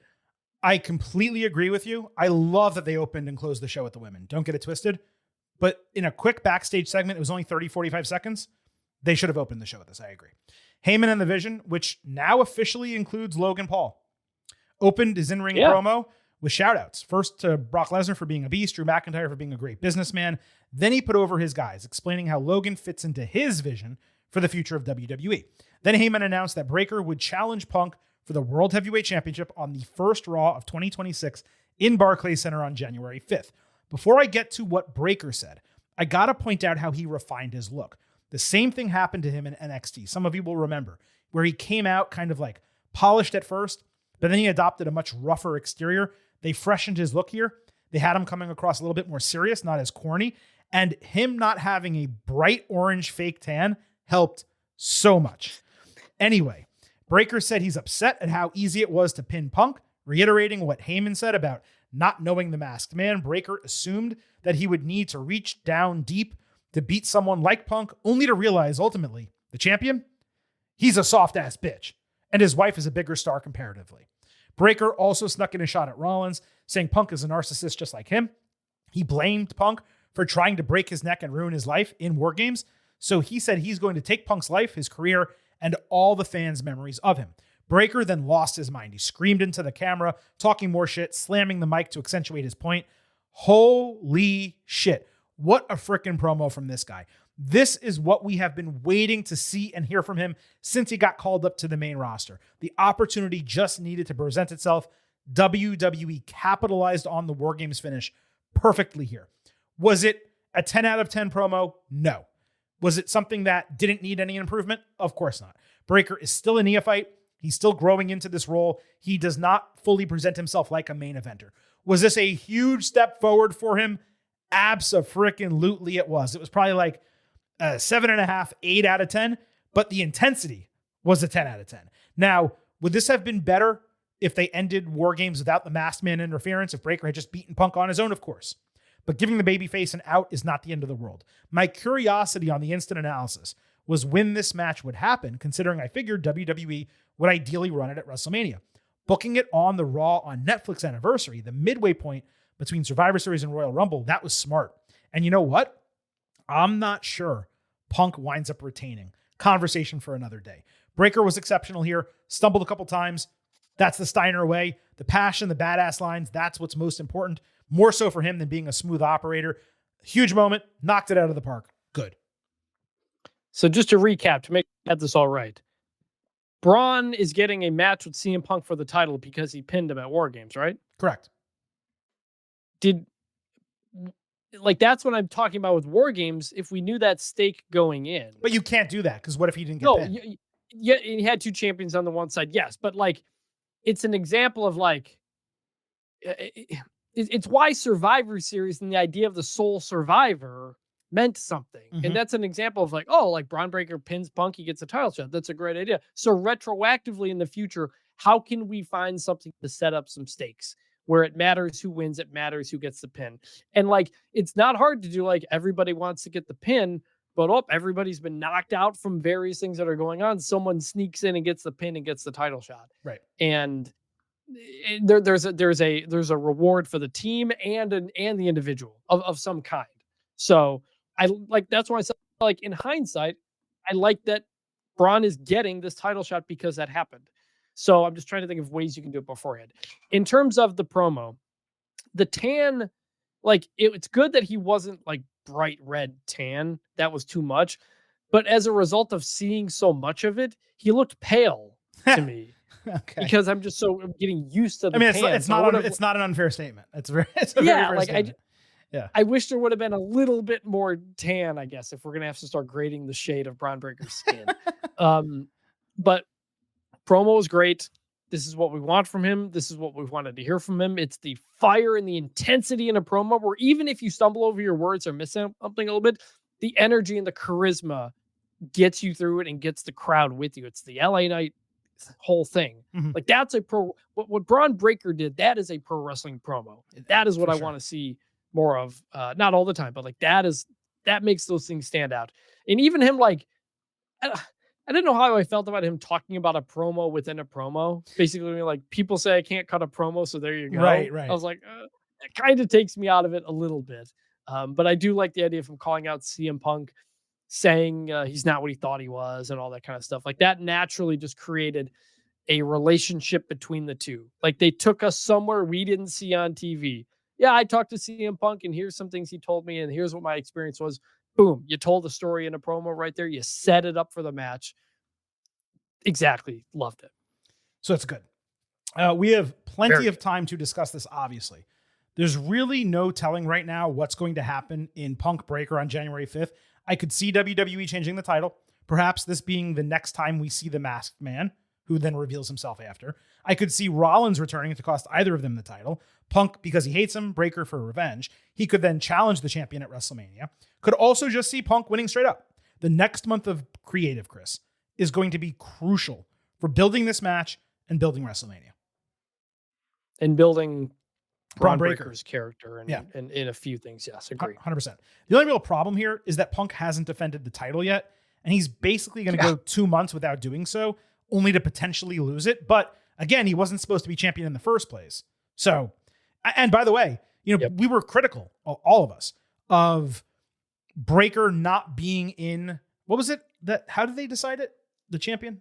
The Battle Royal on Raw to determine who would fight Punk.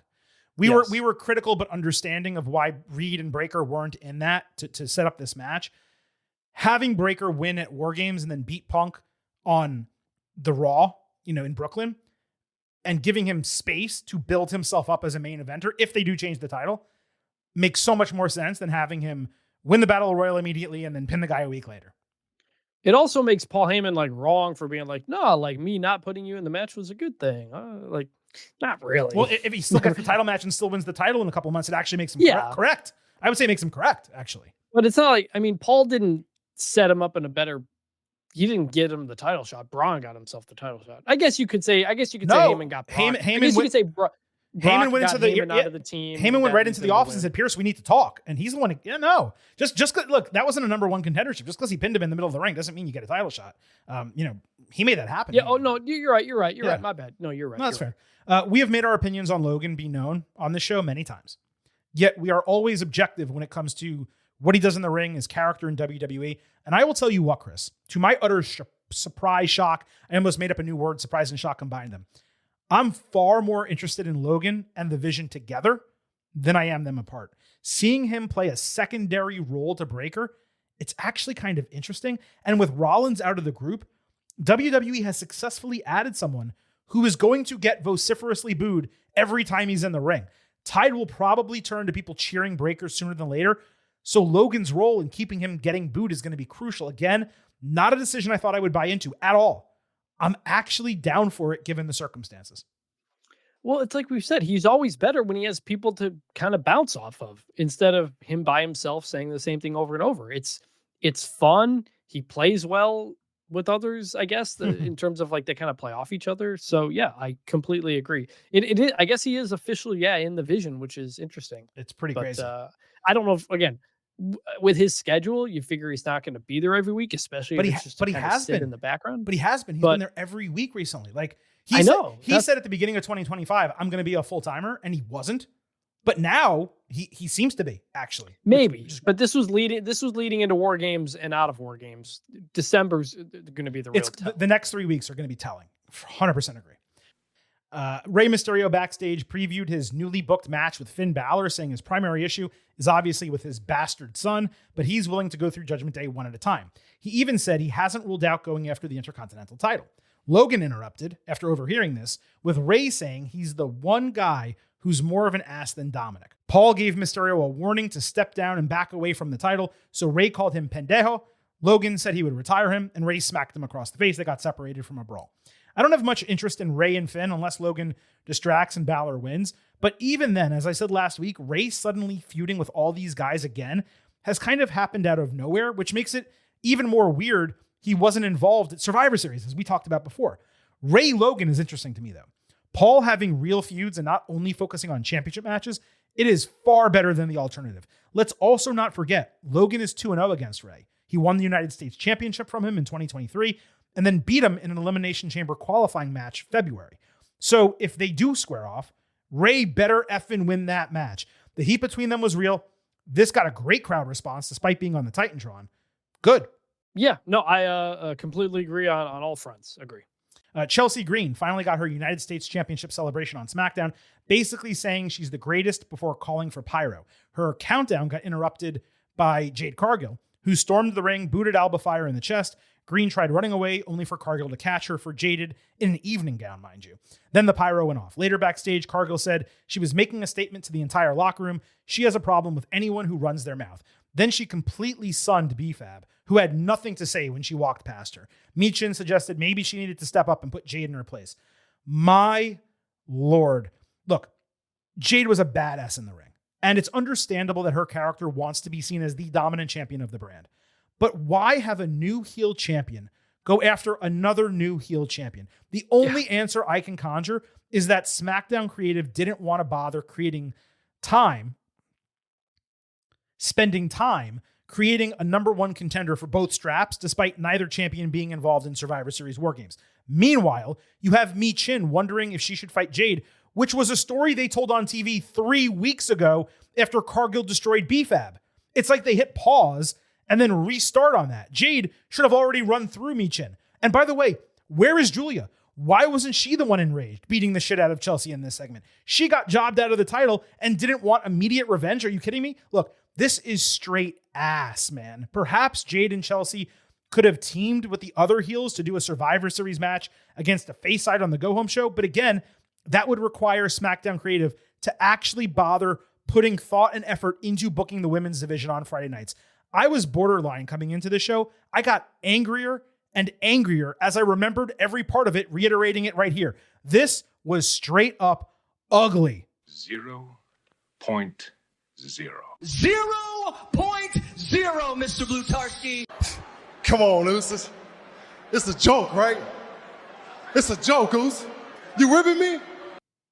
You know how hard it is to make a Chelsea Green segment and ugly? And it is. Very hard. It made no sense. They delayed the pyro celebration to then just do this. It's just so bad for both of them. I don't understand it at all. Terrible.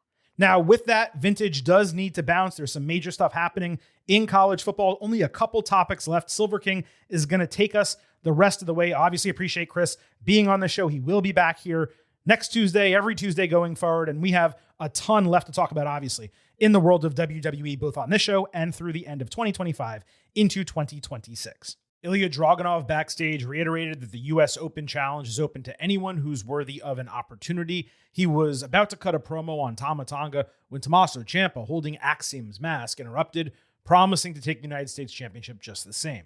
Dragunov basically said he'd consider everything and again called him jackass. I'm only going to give this a light good because it was smart to ensure Dragunov got a segment when not wrestling, because we've seen the U.S. Open Challenge every single week. It was all fine. It just didn't exactly advance anything. Dragunov's refusal to fight Ciampa, though, it's kind of without merit at this point. All right, he thinks he's a jackass, but so what? It's an open challenge. You don't get to determine whether the person's a jackass, an asshole, a great person, a charitable donor. It's an open challenge. The person shows up, you fight them. So why exactly is he protesting Ciampa so hard, especially when you're talking, by the way, about a 2-time NXT champion, someone who's made their bones in the industry and in WWE, someone whose path Dragunov followed.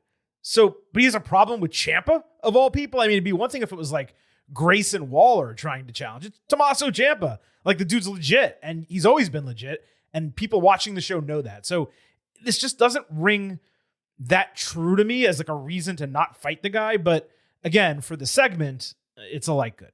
Ivy Nile backstage approached Pierce, demanding an Intercontinental Championship match because Maxine Dupree has never defeated her, which technically is true. Pierce said Dupree is busy training with Natalya, but she has a point, and okay, she can get the first shot. Now, at this point, my reaction is simply, Are you fucking kidding me? However, about an hour later, WWE aired a dark, gritty training vignette featuring Dupree and Natalya. Maxine was doing a bunch of moves on Natty. They switched up. Natty kicked her ass, smacked her across the face when she got back up. Then as Natty was like ending the session, Maxine demanded more. And my reaction completely flipped to, Oh! Yes! I love that! so clearly there's a mixture of emotions here from the Silver King. I'm going to go in order. Ivy challenging for the championship. This woman hasn't even been on the show in 4 months, 6? And now she's not only demanding a title match, but getting it granted immediately. What? Do people watching Raw even remember they kind of sort of feuded?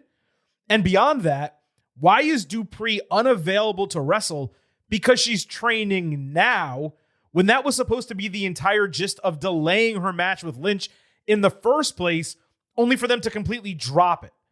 Maxine originally said she wanted to put everything she had into training. That way she could level up and beat Becky. And then she just beat her without doing any of the training. We didn't even get to see it, which I ranted about previously. Now, after WWE did not capitalize on her win in Madison Square Garden last week, all we saw was her getting bullied by mid-carders.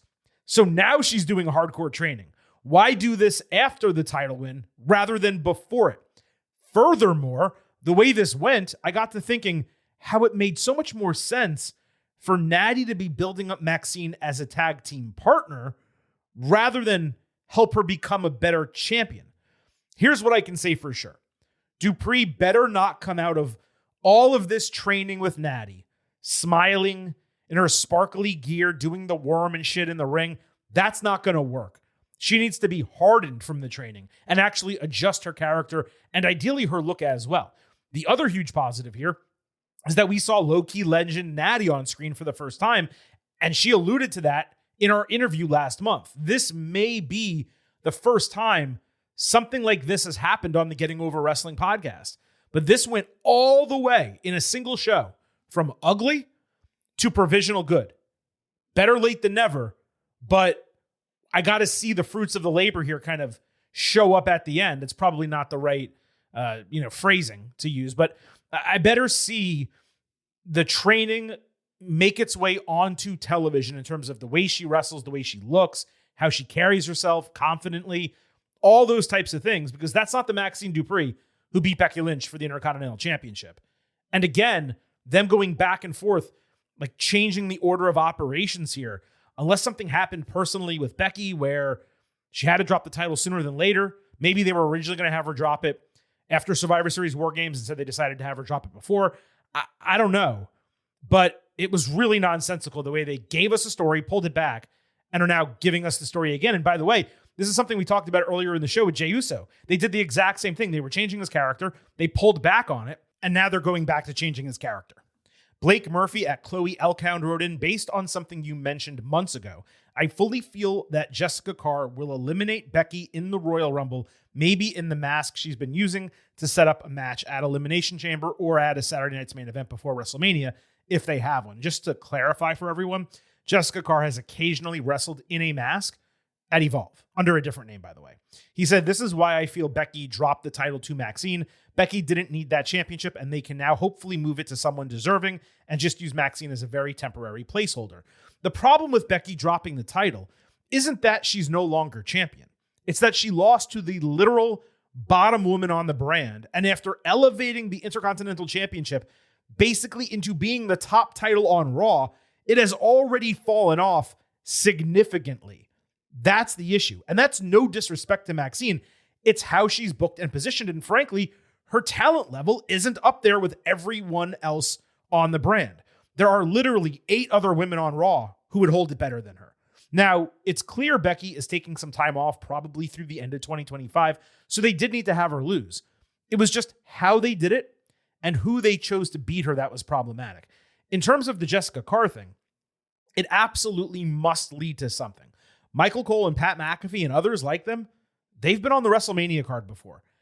I cannot necessarily see that happening in 2025, but Jessica is well liked and the storyline is there. And if there was anyone who was going to elevate her and give her that moment and turn it into a WrestleMania match, it's Becky frickin' Lynch. It would be better to do it on another show, as you suggested. Really, you could do it as like a mid-show main event or maybe even the main event on Raw if you do it right. But ultimately, I agree. I do not see how they cannot have Becky and Jessica fight at some point. World Tag Team Championship, AJ Styles and Dragon Lee against the New Day. Dragon flipped New Day into each other off the apron to start the match with a really hot spot. New Day broke out an assisted elevated leg drop, which looked great. The champions answered with a tandem Liger Bomb before a weird counter to Operation Dragon. Xavier Woods was on fire with a Tope Suicida as Kofi Kingston nailed Dragon with a shotgun dropkick while he was in the Tree of Woe. The champions then combined for a draping over the top rope, double stomp, rebound into a caught Styles clash for the win.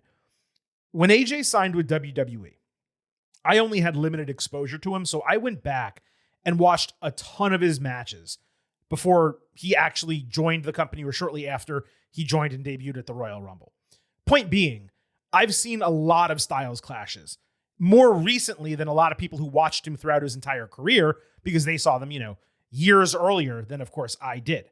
And many of them are more spectacular than this. But this is certainly in the top tier. A shorter match than I expected, but they went at a much faster pace, than I anticipated. The title retention was necessary considering Phenomenal Lee are still relatively new champions. There wasn't much of a storyline going into this other than we want a rematch. If this had gotten another 5, 6, 7 minutes, you're looking at potentially an A-level wrestling match, but because it was only 9 minutes and what spoke to me the most was the finish and a couple of the sequences right before it, 3.75 stars B+, but definite good. Styles and Lee later found Pierce backstage, saying they are ready to defend the titles again as long as there's a deserving team. Dragon reminded that War Raiders didn't get their rematch, so that was set for next week. Look, having fighting champions and putting quality matches on TV, it's great. But unlike the US Open Challenge on SmackDown, this is kind of just happening. War Raiders haven't even wrestled on TV since September. How about actually featuring the division and building up some contenders via storyline? After the champions retain here, there's barely anyone left for them to fight. Like, you have what? Are they going to go back to Judgment Day? And then who? Like, who's waiting on the other side? The Usos?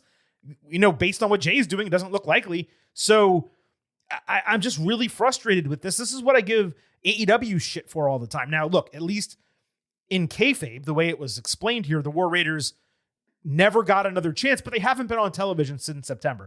And if you're just giving title shots away and you're not doing it through an US Open Challenge type of situation, then that is booking without relevancy. And that's what I criticize AEW for all the time. This is booking without relevancy. It's a light bad.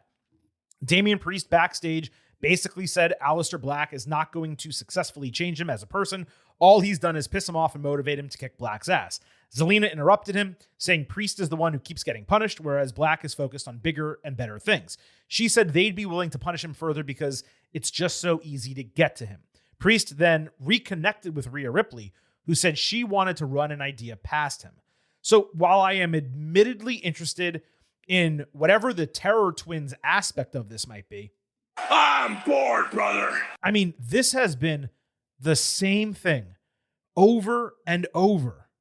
It's the same thing over and over and over. It's like missionary position every single night. Like, Black has now twice said he's moved on, yet he's still feuding with Priest. For what purpose? So Damian can get his win back? And then what happens to Aleister's mission for gold? The union of Black and Zelina was great. The last man standing match was great. The finish of that was great. Black challenging Cody Rhodes after that was solid and fresh. It has been all downhill since then. And if you're telling me that the, solution is Ripley coming over to this show and them fighting a single one-off match 2-on-2 and then Black and Ripley win, and that's the end of the feud, it's like, why are you even doing that? Aleister Black won. A heel is allowed to win feud sometimes. Damian Priest put him over. Let that remain. Why are you going to go back and possibly give the babyface the win on the back end? How about establishing an actual fresh heel on SmackDown? So it looked like they were doing that.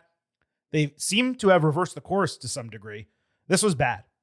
And that wraps up the good, the bad, and the ugly, as well as this edition of the Getting Over Wrestling podcast. We, of course, will be back this Thursday with another NXT and AEW episode. As part of that episode, you will have your NXT Deadline Ultimate Preview. We will also discuss this huge news in the world of TNA Wrestling getting a television deal with AMC. What does that mean for the WWE relationship? Did this partnership actually work out for both parties? All of that is going to be covered this Thursday on the Getting Over Wrestling podcast. And then this weekend, we, of course, will have your NXT Deadline Instant Analysis. So yet another 3-episode week, plenty of performance-enhancing audio moving its way through your ear holes, courtesy of your boys right here at the Getting Over Wrestling podcast. On the way out, don't forget to follow us on social media at Getting Overcast on Twitter and Blue Sky. You get episode drops, news, analysis, highlights. You can send in questions and comments for the show. Clearly, we do our best to read them on the air. Don't forget, here at Getting Over, It's all about Defy. So head over to Apple Podcasts and Spotify. Leave a 5-star rating on Apple. Take a little extra time. Leave a 5-star written review. If you do, we will read it live right here on the show. And please remember, I happen to love the number 5. hope you do as well. $5 a month, $50 for the entire year. You can become an official Getting Overhead. Just visit buymeacoffee.com/gettingover. Sign up. You'll get bonus audio, the fastest 5 minutes in professional wrestling, instant reactions to every major show, and exclusive news analysis posts every week. We greatly appreciate the support through Black Friday and Cyber Monday. The deal's over, but we truly hope you will still support us through the end of the year and into 2026. Buymeacoffee.com/gettingover. All right, that is it for today. We will be back twice more before the week is out. For Vintage Chris Vannini, this is the Silver King, Adam Silverstein, signing off and leaving you with just 3 final words. Bye for now.